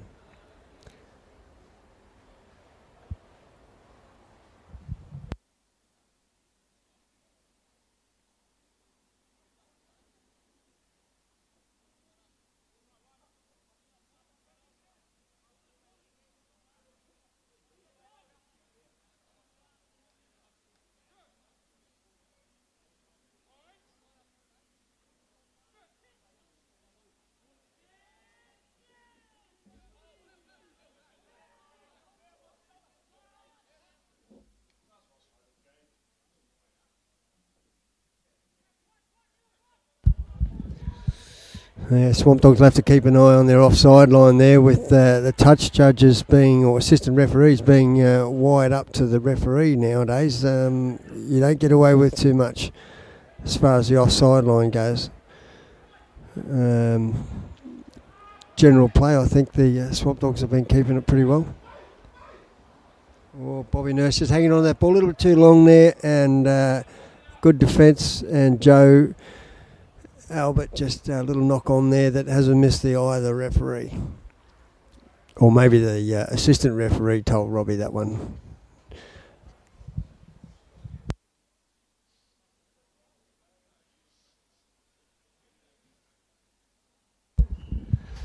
We've yet to see any play from the Swampdogs outside of their own half, so they've done the last 20 minutes pretty tough. I think it might be the story for them at this game. Young Matt Maurice feeding the ball in from halfback there. I believe this is his first, it could be his first A-grade, I think it's his first A-grade run on game, so that's a big debut for him. That scrum just going backwards there, just way too much experience in there for the nice little wrap around, and not able to control it at outside centre. Thanks very much. We'll have another crack at the scrum. Let's hope that the Swampies can keep this one a little bit more stable and not start walking backwards. It's just putting too much pressure on young Matt Maurice there at halfback. There's no chance he would, even if the ball was at the number 8's feet, it would have been a struggle trying to get it out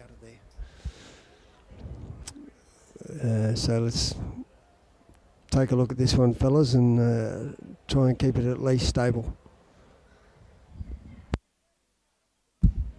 There's a lot of experience out there in that Casuarina front row or forward pack with Joey Albert, captain or coach, packing in at number 8, sort of running the show. Oh, that's a lot better scrum. That's a lot better scrum. And yeah, I just don't think Matt was quite ready for it there, and he's spilled it, but that's all right. It's worked out well. No releasing the tackle. And that's picked up a penalty for the Swampies, so hopefully this will get them out of their half for the first time. Off the boot of Steve Burns, and yes, happy days. 8 metres into Casuarina's end of the pitch for the first time tonight. Let's see what the line out can do from here. This fella throwing the ball in the line out's an interesting fella, I think. Flynn Little, I think his name is. I haven't seen much of him.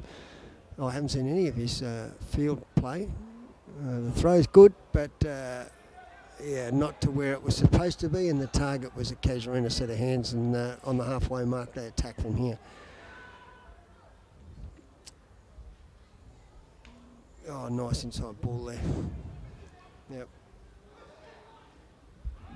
Oh, he's allowed to run way too far, and 20 metres into, and a nice driving tackle there. That was a fantastic driving tackle in from Billy Armstead, but it's there's a penalty for a slap down, and that's really unfortunate for the Swampdogs. That was a fantastic tackle from Billy. He must have driven 5 metres plus back on that Casuarina attacker, only to find a penalty against, putting him back into the pot.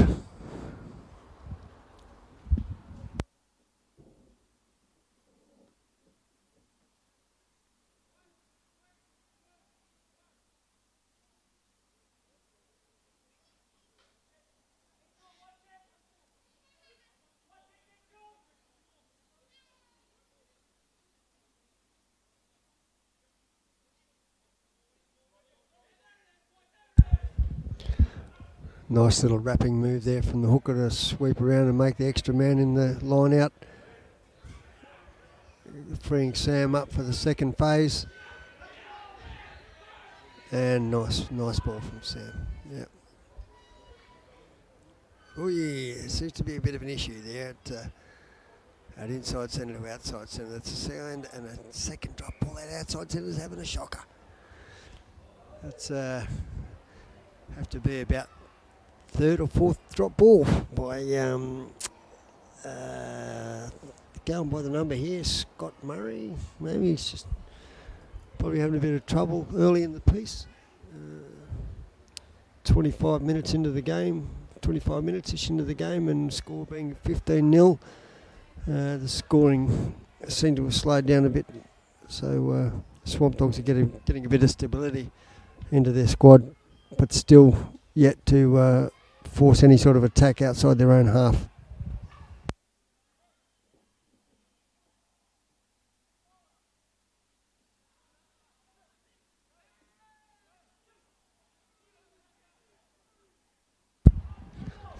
Oh, unfortunately, that does not look good. Yeah, another tight head for Casuarina in the red zone for Casuarina, and they got numbers out here. Well, they've decided to take the option back into them and back into the fray, but numbers out wide now. Let the ball do the work, and yep, tick the boxes. Zach Phillips score the try. Just a bit of improvement on the position there to hopefully make his kick a little bit more rewarding. He's had 3 shots from relatively the same position, and tonight he's had no success with them. So let's see how he goes with this. 16 minutes into the game, and scores 20-0 Casuarina. Swampdogs just have to do a bit of regrouping here, Tom.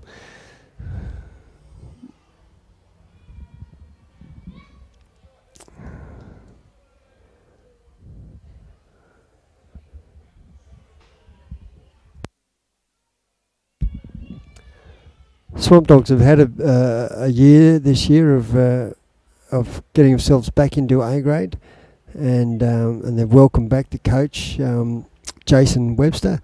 He had a year off last year, and due for family issues and things, keeping up with his family, and he's decided to make a comeback this year, and there's a lot of excitement out at the Swamp at the moment. And oh Jesus, can you believe that?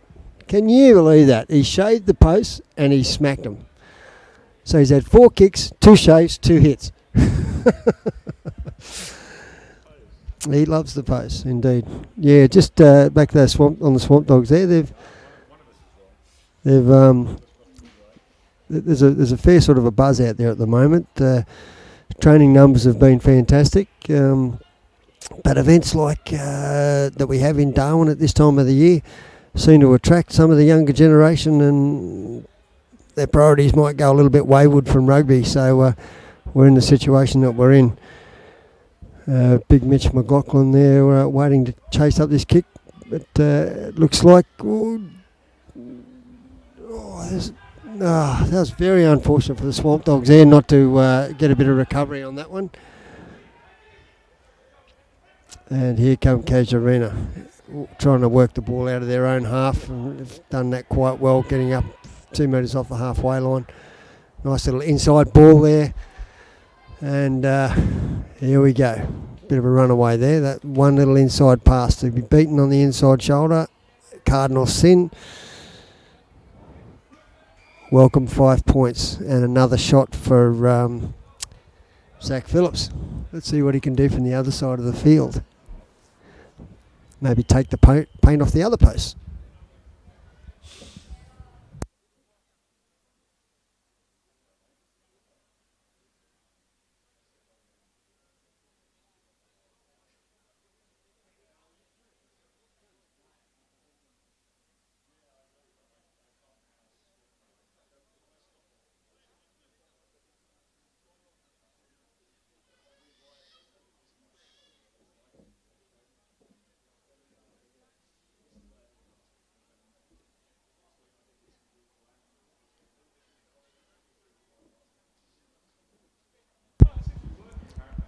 Okay, Zach, let's see whether he's got his kicking boot on for this one.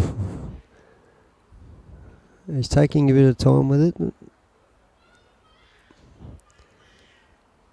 And the flags are up. Okay, so that's 2 points for Zach Phillips. That was a nice little ball he got away to his outside centre, being Joe Tasuva, who flipped that little inside pass into. Who scored that try? Tom, did you see the number? Yeah, Tom's videoing from a 4-inch screen, and I've got full vision, but I still missed it. Oh, here's nice little ball. Nice little ball picked up from Dan Matson off the kickoff. Picking up on a Casuarina mistake. Ah, nice. Yep, that's what the Swampies wanted. Bit of argy-bargy going down there. Dom Attunes is not happy about something. Yeah, not happy at all. Here's Dom. Might have stole his pie off him or something last week. What's going on? Probably not allowed to say that on live stuff. Anyway. It's a very social game, rugby. A pie's a pie. That's right. And Robbie Taylor will take control of this scrum. And Matt Maurice will feed it. Let's hope there's a bit of Swamp Dog stability there. Yeah, that's not too bad. Oh, no. They've picked up another tight head, Casuarina. and attacking down the short side with a stab through kick and chase for the ball with Casuarina in the lead. Oh, mate, that's fantastic recovery of cover from Stephen Burns, putting a bit of pressure on. But Casuarina, here they come in the red zone now, and not much stopping in between the sticks. Who is that? Wait till he turns around so I can get his number. You can see that does anybody notice that it's a Swamp Dog commentator? Have I made it obvious? Hopefully someone from Casuarina will turn up eventually. Yeah, if somebody from Casuarina turns up, that'd be fantastic. Otherwise, it's going to be a one-sided commentating affair, but that's okay. We've got to win something.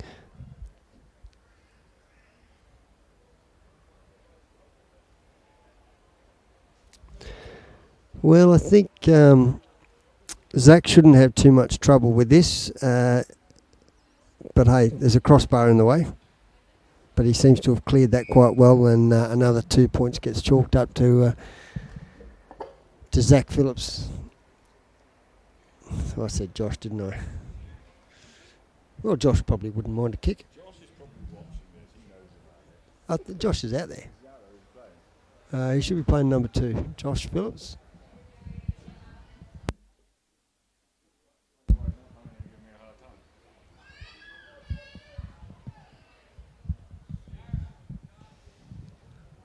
Actually, who is out there with a number 2 on? I don't think it is Josh Phillips.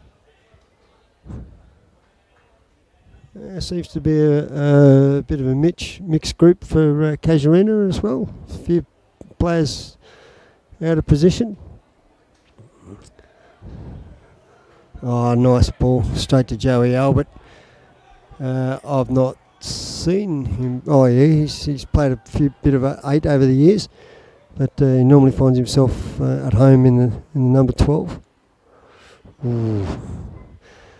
Bit of a recovery there from Billy Armistead. Just might have twisted his ankle in that process.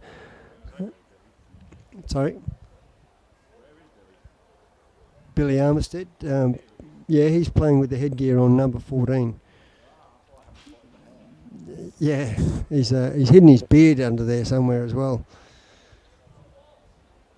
Yeah, that's Josh Phillips throwing the ball in now. Oh, did that go 5 metres? Yep, touch judge was over there. Okay, Mel Lele on the other side as a touch judge, and he's finger on the pulse type of guy. Casuarina pushing it out wide, and Swampdogs just running out of numbers.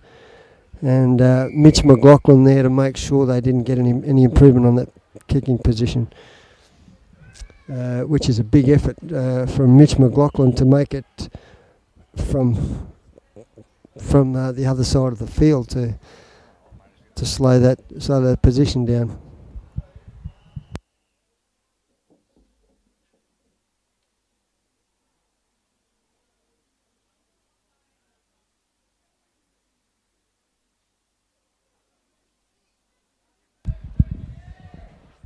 Swampdogs have had a fair bit going on out there at Fred's Pass over the last few weeks with the recent connection of their lights, which has made their training more capable, and that's only been in the last 2 weeks. So it's a fair effort for the Swampdogs that haven't had any lights to train under for the last few years, so training times are fairly limited for the senior team. And Zach's got no problem with that, pretty much ploughing it straight over the black dot. He seems to have his eye in, so he needed a few of those warm-up kicks to get the sonar happening, and it seems to have it on track. All right, Swampdogs not in a rush to take this kickoff. Captain Steve Burns coming up to the halfway mark to see if he can put it on the spot for Dean Tinning to recovery. That Dean, he's a pretty mobile sort of a character off the kickoff. He's a great asset. And here he comes through, and there's Big Dino. Yes, he's done well. Oh, jeez. Dean really had it in the spot. And Sammy's running amok at halfback.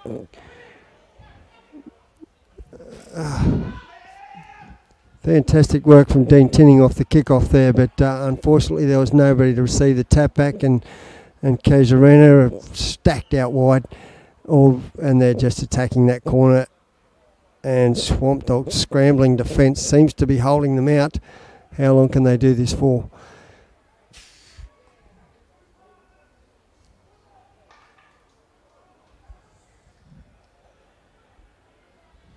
Off the back of the ruck from Josh Phillips, and a nice little pop outside. That would be try under the sticks. Robbie's having a look at his touch judges, and he has no problem with that. Try under the post, Casuarina, with 5 minutes before half time. Zach Phillips will just add the numbers to the scoreboard, taking the score from 46-0 to 48-0. Should he be successful with the kick, this could be a bugger of a night for the Swampdogs. At half time, just on the good side of 50 against them. Sure, there's a few Swampdogs out there from years gone by that would be familiar with this scoreline. I know I'm one of them. Yeah. I used to wonder back in those days whether we were playing cricket or rugby. Yep. And he scored that, taking the score to 48-0 with 4 minutes left in this half. Swampdogs won't be in a hurry to get that ball back to the halfway line. Robbie Taylor patiently awaits Steve Burns for the kick-off.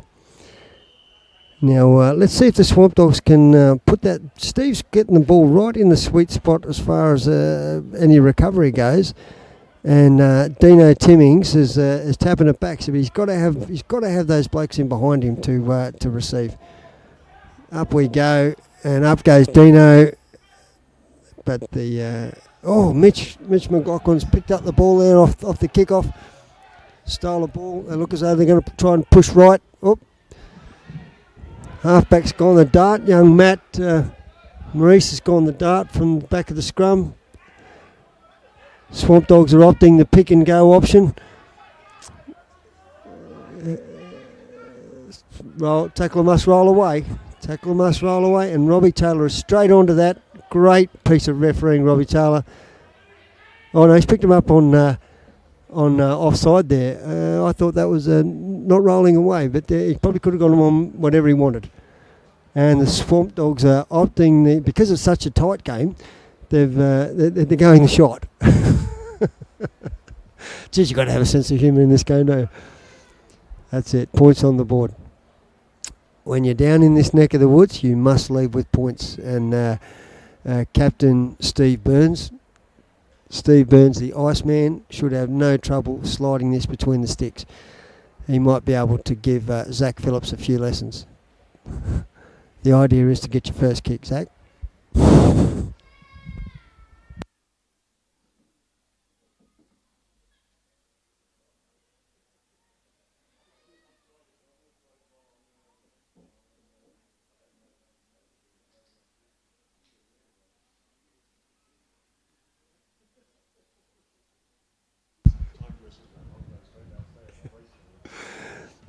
Oh, Steve Burns has slid it through the sticks. Fantastic. The Swampdogs are racing away with a 3-48 on the scoreboard.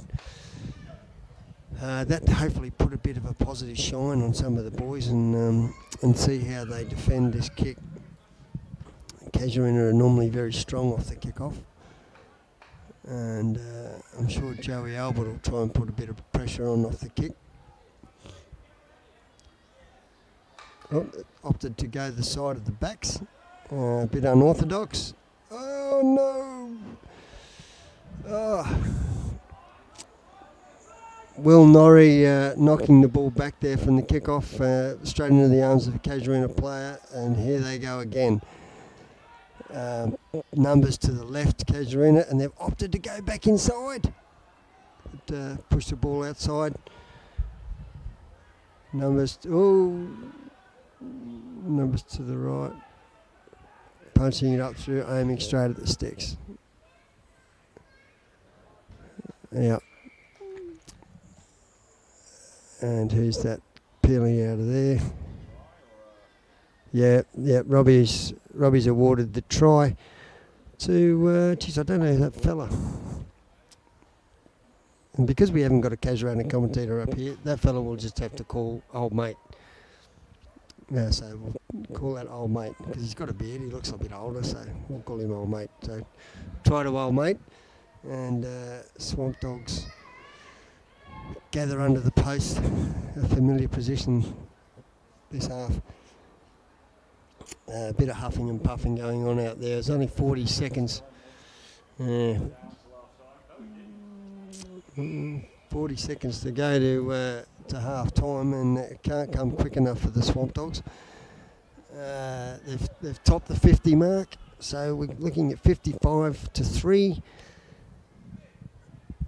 And 20 seconds left of the first half. So Coach Jason Webster will be digging deep into his bag of tricks to find some words of inspiration to lift the boys up from here.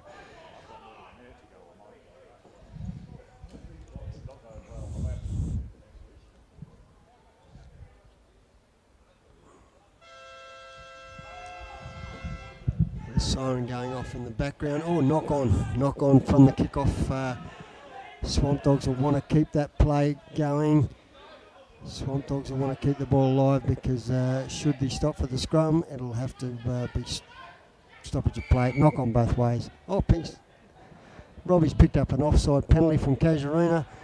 Not sure whether that's in the kicking range of Steve Burns, but Dom Attune has the ball in hand and he's decided to take notice of his captain sensationally, and Steve has decided to have a shot at goal. There's a bit of mayhem on there. I thought Dom Tune was going to go for the quick tap, and I think he had about 9 blokes to go through before he was going to make his first 5 metres. So.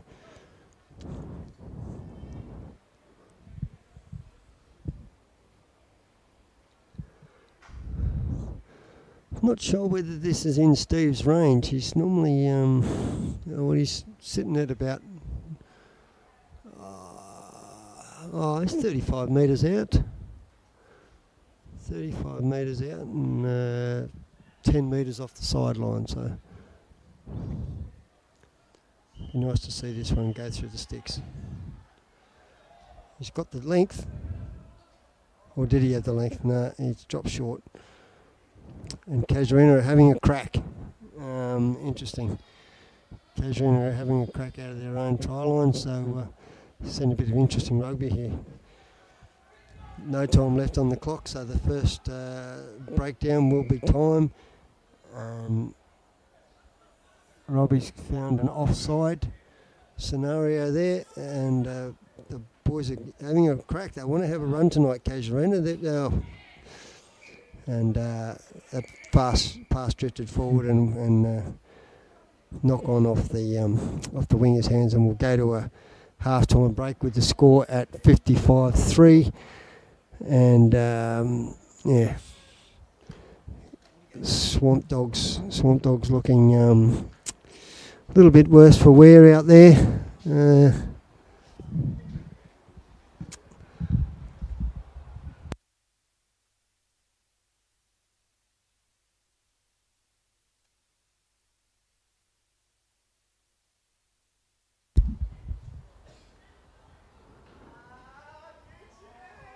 Swampdogs boys all gathering down there around Jason Webster and assistant referee and club manager Mal Lele, trying to give the boys a few words of inspiration. Assistant coach Dominic Brethow giving some words of advice, but geez, I tell you what, it's what words of advice do you give when the score's 55-3? Yeah, pretty hard to stay positive. But then again, there's always next week.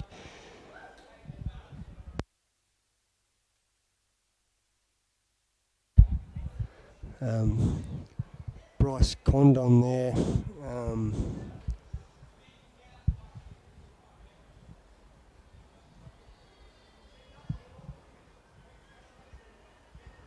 Bryce Condon there's got picked up an injured knee last week,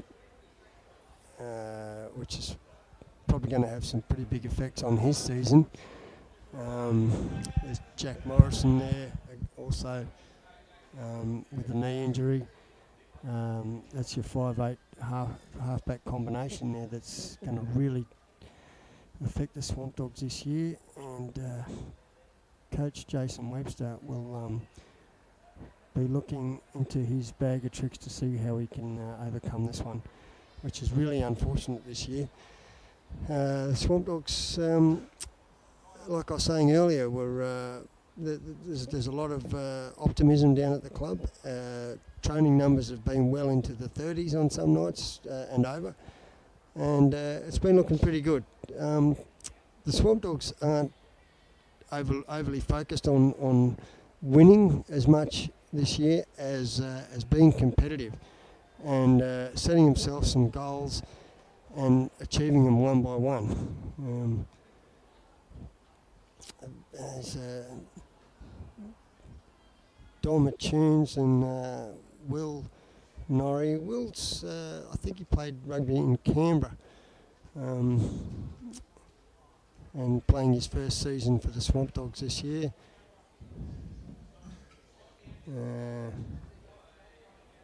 Young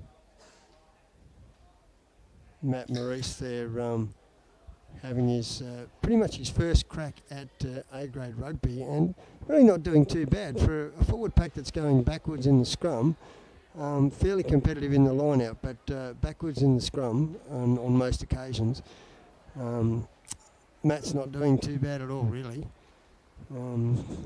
He played a lot of his youth through Swampdogs rugby. Big Mitch McLaughlin.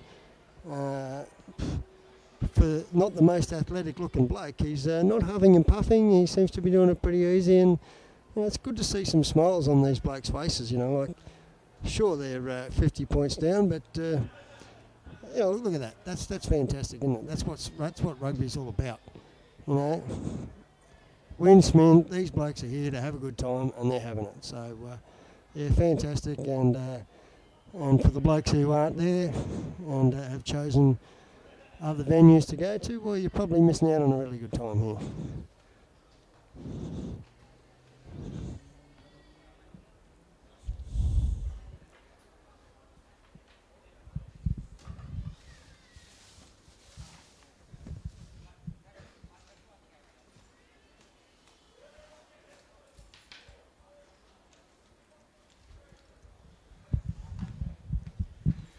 Young Hayden Austin there, an interesting character. I'm not really sure where he fits on a rugby pitch, but he's definitely a character out there.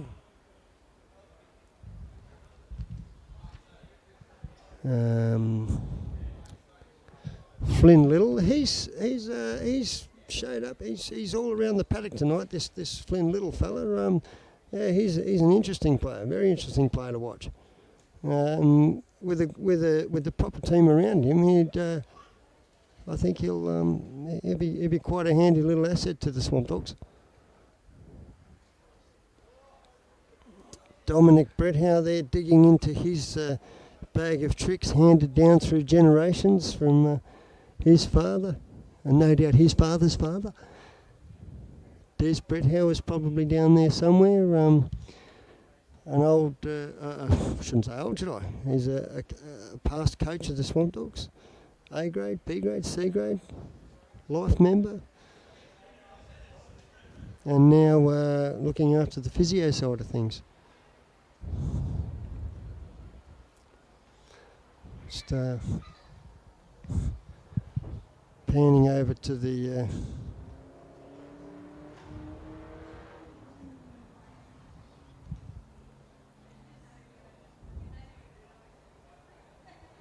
Casuarina squad look as though they're taking it fairly easy. They seem to have separated themselves in backs and forwards and having a bit of a chat. I think Josh Phillips is nice and at home there, mingling in with the forwards and being where he should be, keeping well out of the intellectual back's way, so he doesn't pick up on any words that have any more than 3 syllables.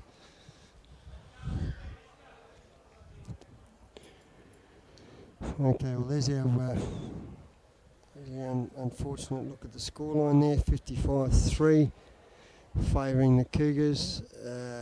Just going into the second half now. Robbie Taylor will come out and no doubt get the show underway.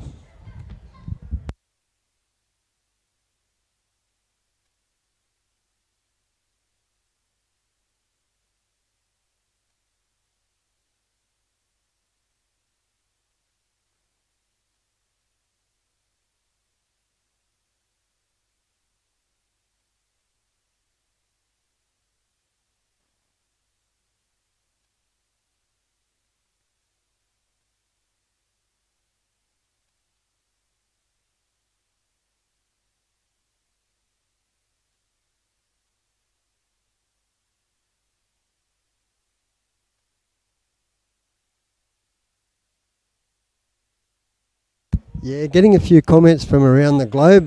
Chris McPherson saying from having a bit of a look from Singapore. We've had many onlookers from Fiji and no doubt New South Wales and Queensland. There's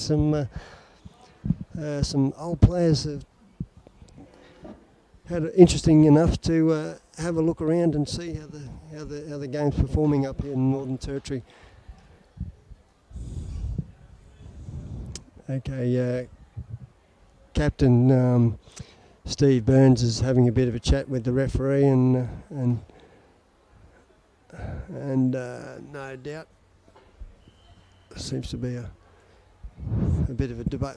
Maybe they're saying, look, if it gets to 100-0, we'll just pull her up, eh?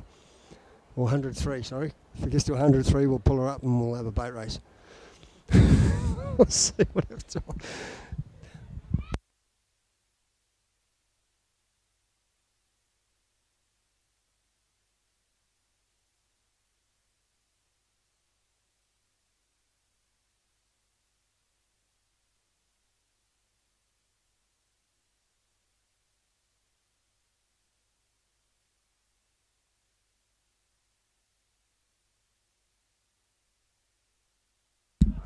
Okay, Land Rover Rugby Park, score 55-0, kick-off, away we go. Oh, look at that, great work, Dino. He has just had a crack all night, you know, and he's had plenty of cracks at it. Great stuff. That just goes to show you how inspirational that boy is. And that's really sparked the boys up in the first half straight away. Come on, Matt, just focus on the ball, halfback. Focus on the ball, halfback. Oh, the pass wasn't great, and Big Mitch McLaughlin charging through. Great work, Mitch. Great work. Brought down. Mitch still stayed in field. There's not a lot of sideline there to work with. Come on, Matt. Make some decisions. Get that ball out of there. The halfbacks had to commit there. Mitch McLaughlin will have to pick and go. Yep, and it was Will Norris had to come in and take advantage of, keep the forward momentum up. And this is the first time the Swampdogs have been into Casuarina's red zone, and it'll be nice to see them come out with some points. So this is really, really good start to the game from the Swampdogs, who are charging through the middle. What's Robbie picked up on? Oh, I thought he might have played the advantage for a bit longer there. He's picked up on some offside play from Casuarina, but he's taken the ball back to Will Norris. Will Norris, he's probably just made the advantage line. And here we go through the piggies again. There's some room out there left if they want to push the ball. There's probably numbers left, but they've got to get some. There's been a turnover at the breakdown, and that's really taken the pressure off the Casuarina back line, and here they go again. Here they go, attacking up. Oh, nice little pop, and here they come. Here they are, 75 metres away from where the Swampdogs were attacking. Here's a Casuarina 5 metres out with plenty of numbers out wide and box ticked under the post. What a letdown of a start, and unselfishly one Casuarina bloke giving it to another Casuarina bloke. Yeah, that's a real shame for the Swampdogs. They'll be hanging their heads down a bit from that one, but I'll tell you what, that first couple of minutes of play there, that turnover from Dean Timming was inspirational, and so much so that the Swampdogs got some real forward momentum on then, and had themselves for the first time with ball in hand in the attacking zone. Yeah, so good start for the Swampies, but not such a good outcome. 4 minutes into the second half, and Casuarina have picked up 7 points to take the score to 62-3. And we just had a score update from Field 2, and we haven't got a score update, sorry, but Dragons have just scored on Field 2. Dragons Uni, I believe, playing on Field 2.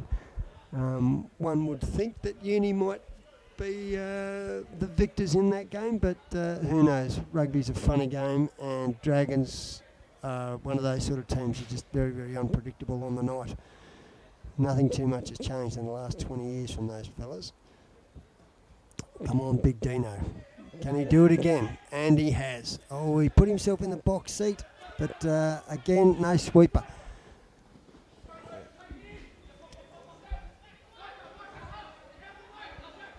He's been my man of the match tonight, Dean. He's really done some great stuff out there with ball in hand, and a nice little drop ball. Well, a nice little drop ball. Nice for the Swampdogs to make the most of this. They'll pack a scrum 8 metres into Casuarina territory. Off the kick-off, Tom, Swampdogs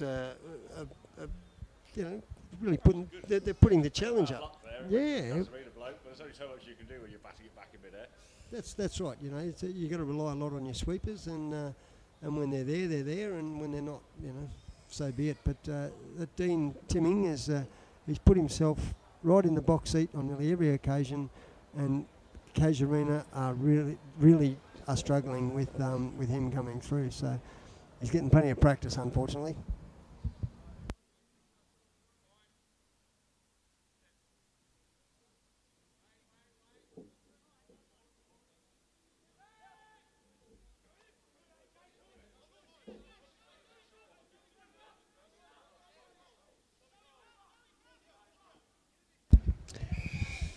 Oh, that's worked out really well for the Swampdogs.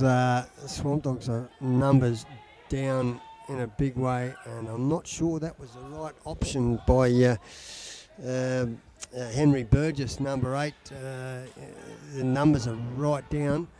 Last thing you want to be doing is taking it back to them like that when you've got an option to kick, and that's forced the turnover. The numbers are going to be there out wide, and there's Casuarina back on the halfway with ball in hand. Robbie spotted a small knock on there, so that's going to slow down the flurry. It's getting to the point out there for the Swampdogs with numbers that there's only 1, 2, 3, 4, 5, 6, 7, 8, 9, 10, 11. Swampdogs have 11 on the pitch. They started with 14, but down to 11. So there were a few injuries in that first half have taken their toll on a few of the blokes, and so Play the game this weekend. 13 Souths against whoever it was. Bass in the Grass does that. All you young fellas go to see the music. Yeah, music's a great thing, but geez, so's playing rugby. Anyway, looks like Stephen Burns has still gone into still playing at 5'8". They've gone for the non-competitive scrum, and which is good for the Swampdogs because they've secured their own ball. Knocked back from the Casuarina winger. Oh yeah, he's taking the ball back in his own half there. Oh, here's an opportunity on. Here's an opportunity. Can the Swampies not capitalise on that? But good pressure from the Swampdogs to force the drop out there from for Casuarina. Yeah, another 5 metres, Tom, and I think Swampdogs might have had the wood on them there. As I thought he was lining up for a drop goal. Knock back, and numbers out wide. Big Joe's picking up the ball, seagulling out there. Joe, what's he doing out there? But he knows the centre of the pitch, and that's where he's headed. Pretty hard to put Big Joe on the deck, and he hasn't gone down, but got the ball out, and numbers are plenty for the Casuarina Cougars, and here they go again.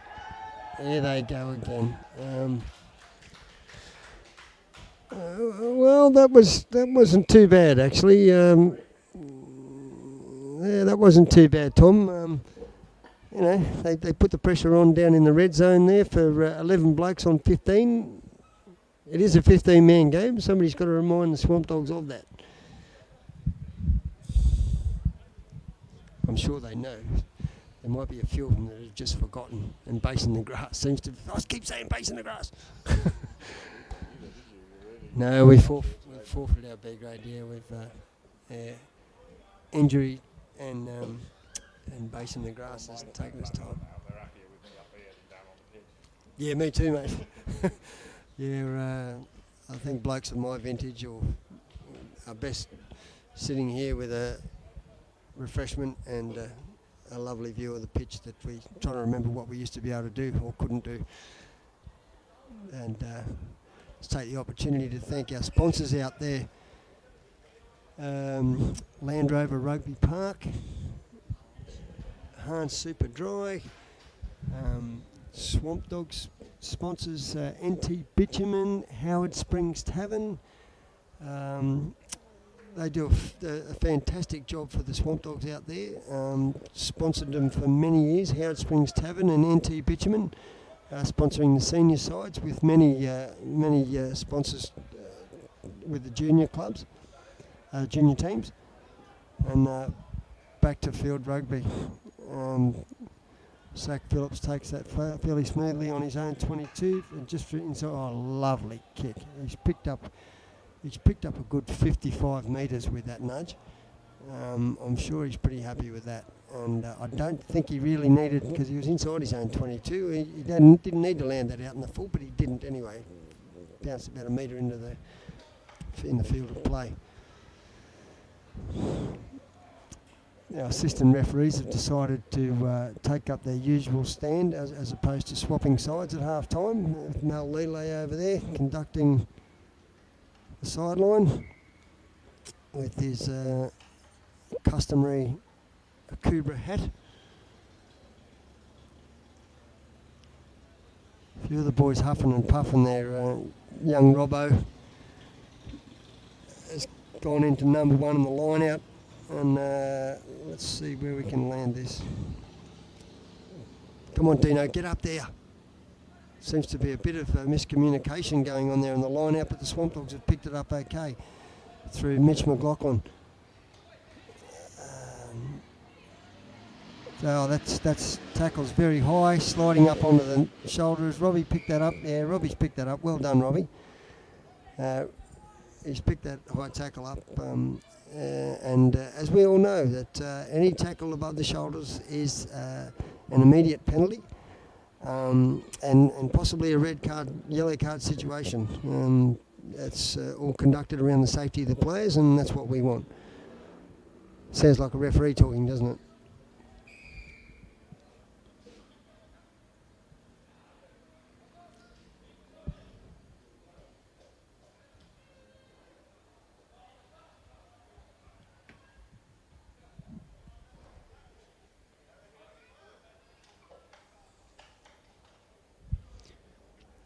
Another line-out throw from Flynn Little. The ball comes very smooth off his hands, and if the jumpers can coordinate their technique, Flynn knows where to put the ball.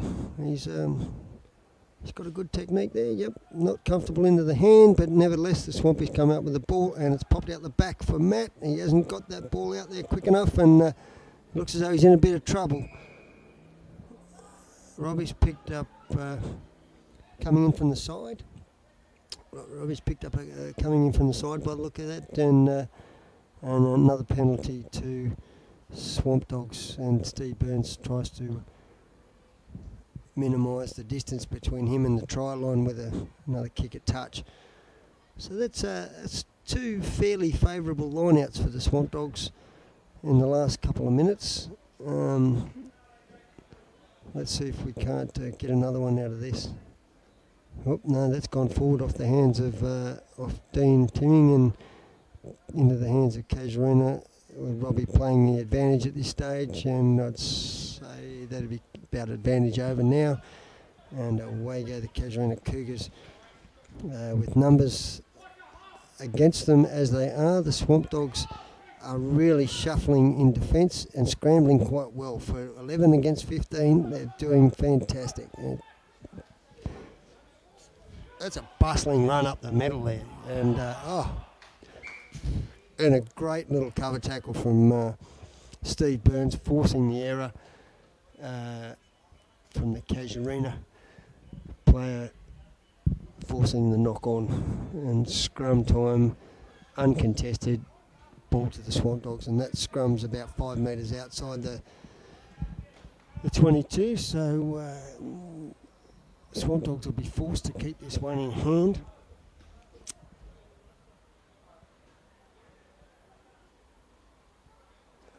Be interesting to see the option they choose. Casuarina backline seem to be set fairly deep, expecting a midfield kick, I'd imagine. And I'd say that'd be where they want to go, but I'd say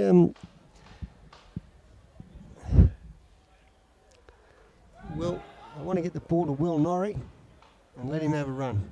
And here he goes. Yep, and look at him go. He's a good runner of the ball. And a nice pass back inside from Will. And here he is as a sport player again.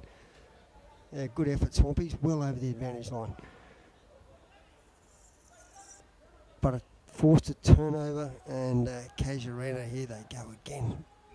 Oh, big tackle from Will Norrie. Threw himself on the line there, but the big Fijian winger didn't really bounce too much. Will, you could see a bit of flanker skill coming out of him in there. He just really threw his body on the line. He's probably having a bit of a second thought about that. There's not a lot of give in a coconut tree.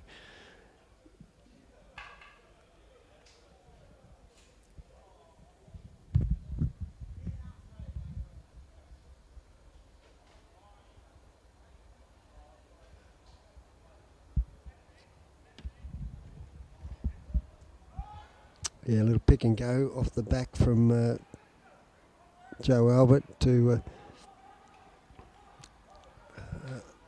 hang on. We've lost our camera. There we are, back on play. Look at Will Norrie. He's all over the shop. He's really pestering the back line, and the Swabbies are just... Oh, great stuff. Great shuffling. Great work. Really, really good work, Swampdogs. They're really making Casuarina know that they're there. Yeah, they're just... That's absolutely amazing. Will Norrie and Stephen Burns ran the full width of the pitch to follow that ball right along and force the error for the Casuarina side, and hopefully their forwards can secure this ball and get them out of trouble. No, unfortunately not. Oh, jeez. Tackles, no tackle sticking, and straight over the top, try time. Yeah, young James Dodds had no real chance there against old mate. Yeah, James playing, I believe, his first game of A grade today on the wing. But in these sort of circumstances, there is no wing. When you're only playing with 11 players, you've got to play just about every one of them. Swampdogs are huffing and puffing at the moment, with 23 minutes remaining in the second half, and the score is at 74-3. let's hope we can keep it from a century, and watch some interesting passages of play as the game goes on.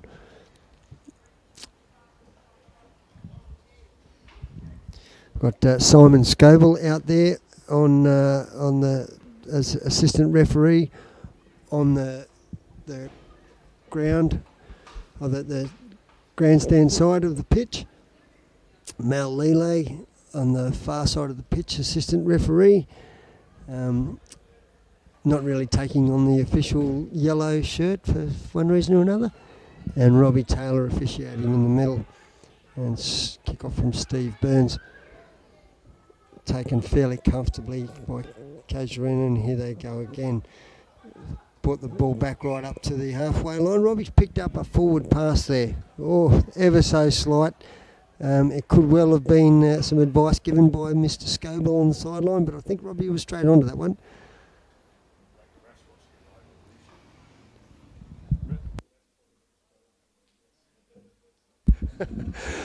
Tom's just saying YouTube's so popular at the moment, even the refs are watching it.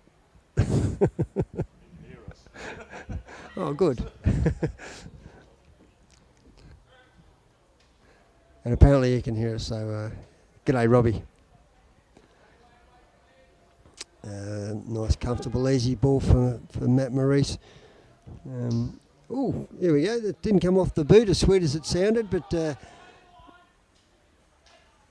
Will Norrie's had a kick and taken comfortably by Steve Burns and chipped it into a bit of open space. Oh, there's a bit of confusion around the breakdown there. And Casuarina fairly comfortably trucking it up. A bit of no roll away there, and Robbie Taylor's playing the advantage for no roll away at the breakdown.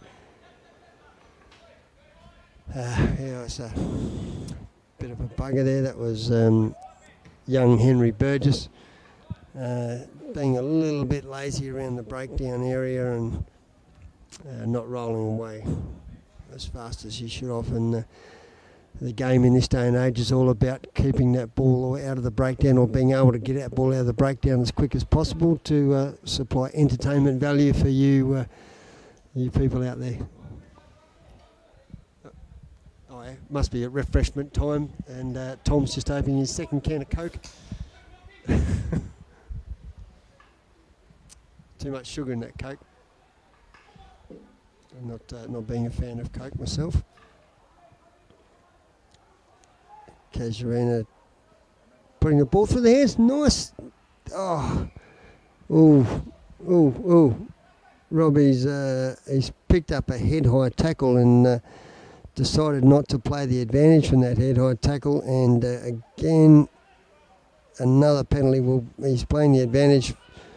Again, Swampdogs were within the 10 metres off the quick tap and allowing the big fella. No tries for the backs. Big fella is going straight over the top, and it looked like Flynn Little there, the flanker from Swampdogs, might have got a bit injured in that tackle. Might have picked up a boot across the face or something like that from the big Casuarina fella.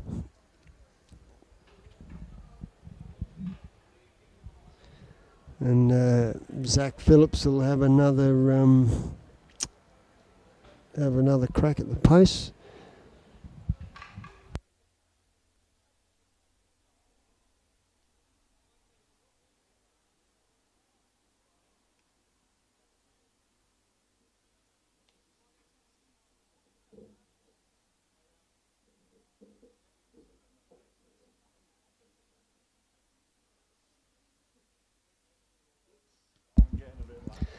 Yeah, we've had a bit of a technicality issue here, but now we've got Zach Phillips' kick takes the score to a bit of a technical issue here. So that puts the score, I think it's 85-0 now, is it? Oh, it already put the score up. Okay, so that takes the score to 83-3.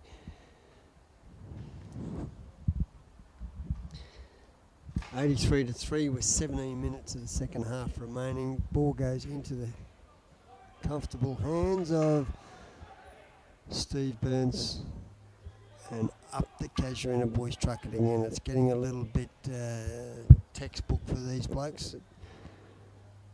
Just catch and pass. And that's good support play, and sure enough, for those of you watching and have just tuned in, Swampdogs didn't attend the first half, so Robbie Taylor decided to give them a 50-point head start in the first half, and the Swampdogs have arrived in the second half and just had 40 points put on them. So that little issue there takes the score to 90-3 with 16 minutes to go.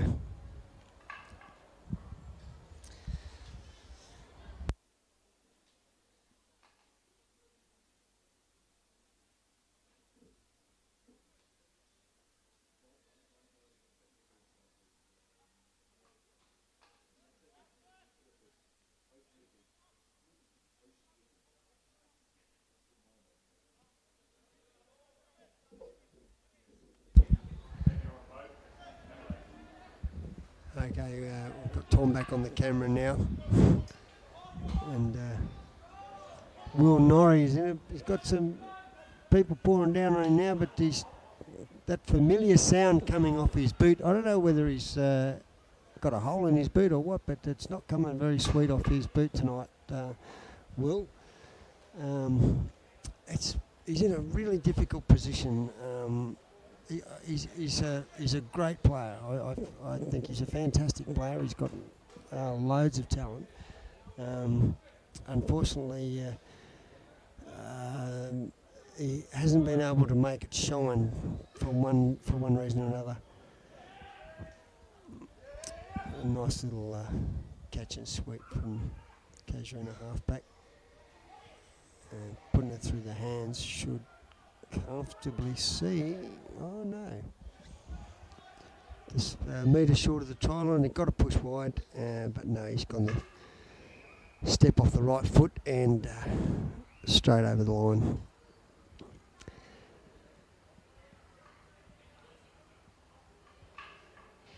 So we've got Tom the Ocean Hippie on the camera. Alan Hunt on the microphone. Tom's a Souths man from many years. How long you been with Souths, Tom? About 6 years. About 6 years. Yeah, that's a few years in Darwin terms. And how do you get the name Ocean Hippie, mate? It's got some sort of nautical sound to it.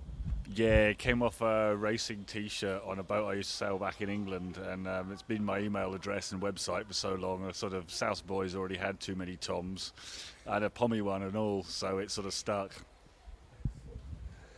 So we got a Pommy sailor. Okay, a Pommy sailor in Darwin.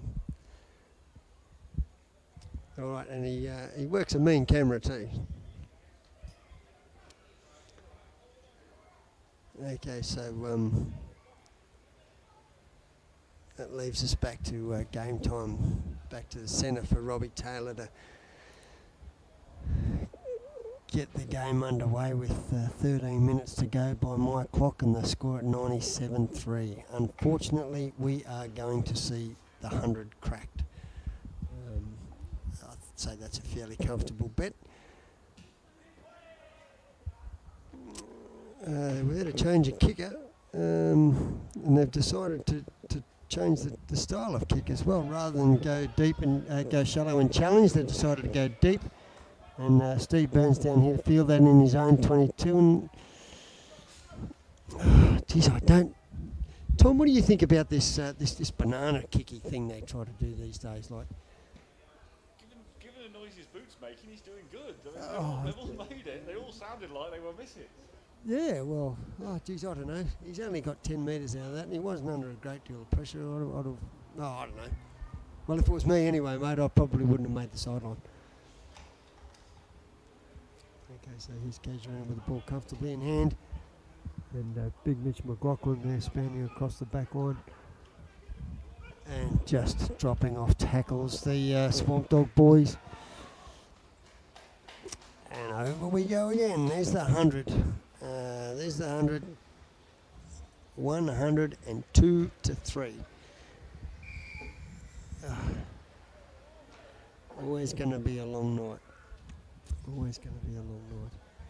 And who do we have in the crowd, Tom? We should do a bit of a pan around the crowd and see who we got there. Oh, that'd be jet streamers. There's Siggy Boober, long time Casuarina stalwart, Toady enjoying it. There'll be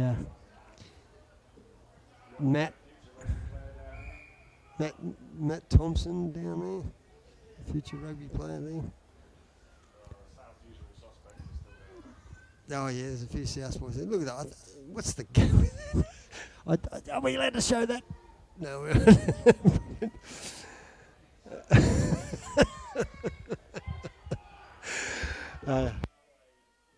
It was, yes, Powerade in a can, in a cock.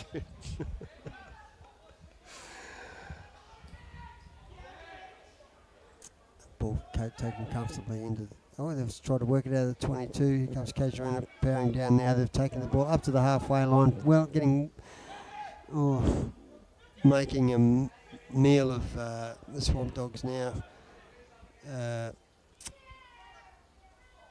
Josh Milky Phillips throwing the ball around like he's a halfback.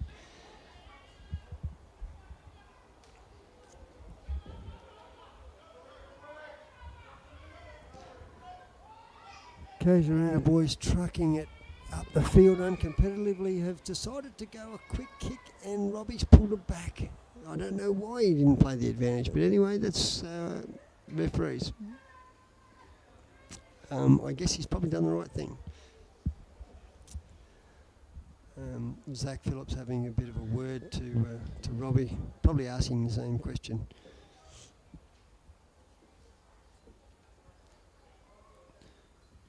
Zach deciding to opt for the line out. I guess they'd be taking this as a bit of a training run tonight. At the moment, with the score at 110 to 3. They're getting a bit of line out practice in the Cougars, and using the last 9 minutes of this game to their advantage, I guess.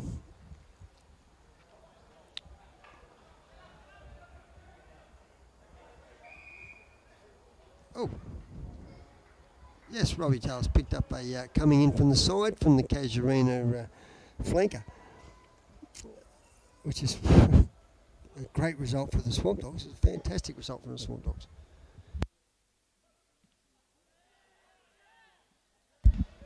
A shocking kick. I don't know what's going on with the boots of these blokes. The sound coming out of the ball off the boot is it's all getting a bit silly now. That's a silly knock on. 5 metres out has resulted in a scrum with the Swamp Dogs feed. Uncontested scrum. That'll be Swamp Dogs ball. No doubt in this neck of the woods they'll go the clearing kick.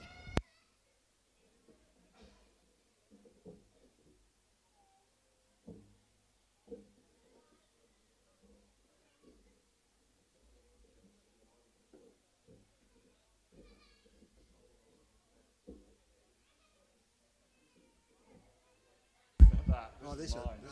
That's the Cougars PA.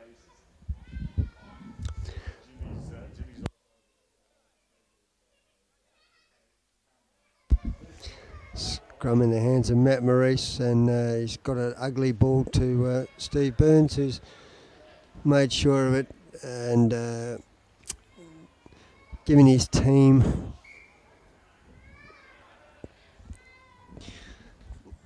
20 metres out off their own try line with the Casuarina throw in.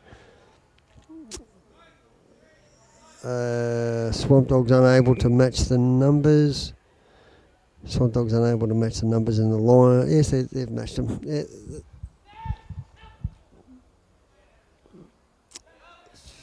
Fairly straightforward ball. And Mitch McLaughlin's come off the back of that line and put the fear of God into the 5'8".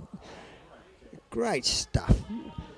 Yep. Yeah, I think you can chalk that one up to Mitch McLaughlin there, coming off the back of the scrum. Zach Phillips had a look and he thought, no way that bloke is going anywhere near me, and knock on resulting in Swampdogs out of here. What's Robbie picked up on here? Robbie Taylor's picked up on an infringement here from the line out, and that puts Swampdogs in an attacking position for the not a very, very rare time in the second half, and they've opted to go for the kick for touch and picked up 15 metres with that little nudge for a line out Swampdog ball. See if Dean can secure this. No, they haven't gone. Lost line out. Just that Mitch McLaughlin's really creating havoc for the oh yes, great turnover there for the Swampdogs, and they're right in a zone where there's room out wide left, and they've got some space out there, and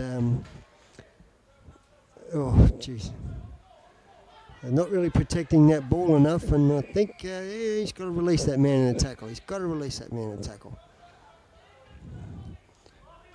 And Robbie wants to have a little chat with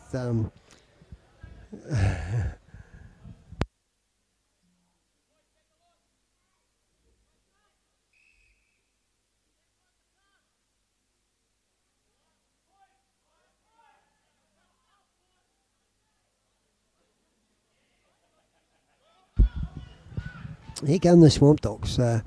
20 metres out, and he's calling the knock on. The crowd are hearing a bit of abuse from the sideline with the tackle being a bit too high, and Robbie Taylor just wants to come out and have a bit of a chat with Simon Scoble with regard to some issues in that tackle, and he's putting his hand in his pocket here, and I'm not really sure what I didn't see a head-eye tackle myself, but I guess it must have been. And it's his second time that he's been called up, so fair enough. Was it a head-eye tackle? Was it Tom that he... I don't know, I think so. Yeah. Just looking at what the touchy was doing. Yep. Yep. Okay, well, it looks like the touchy's back on again, and Simon Scoble wants to have a bit of a talk to Robbie Taylor with regard to some proceedings that are just happening now. Maybe we should bring him a sandwich, do you think, Tom? The boys are out there wanting to have a bit of a chat with each other. 4 minutes remaining. Stephen Birds just trucks that ball straight through to Mitch McLaughlin, who's lost it back. Oh, he's called it forward. Oh, Mitch does have a tendency to run with a too much upper body height, and that was a classic example there. Only 4 minutes to go. He's getting a little bit tired, and failed to keep his body height low enough to keep the ball secured, and just popped up in the tackle there. I think we've seen a couple of field change in the Casuarina squad.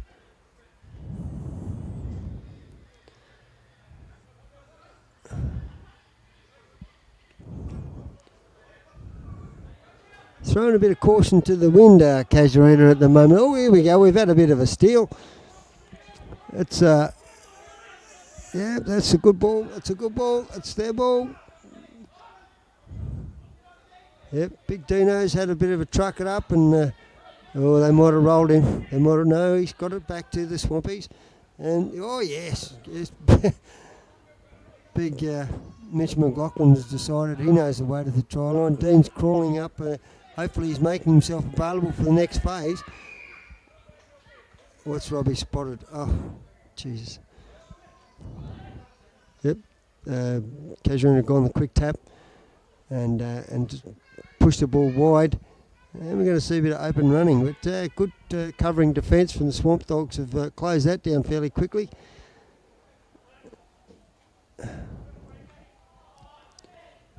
And, yeah, well, Casuarina have just got too many numbers.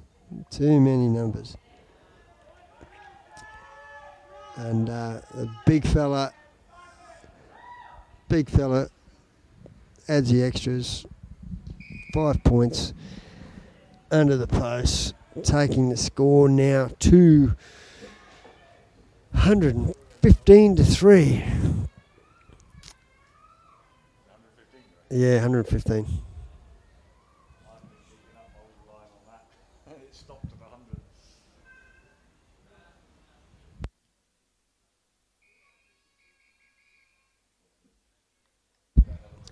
Robbie's decided he's had enough. They've added the extras, and Robbie Taylor's blown full time, and that's it. We call it a night from here. Okay.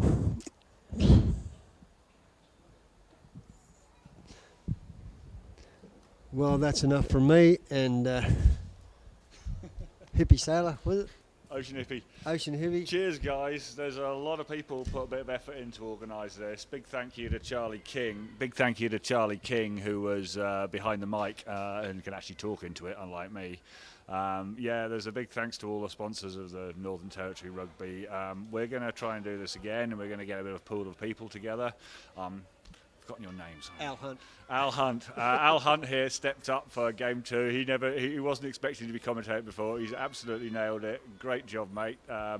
Thanks for all the positive feedback from Fiji and Singapore and stuff. And we'll try and do this again sometime soon.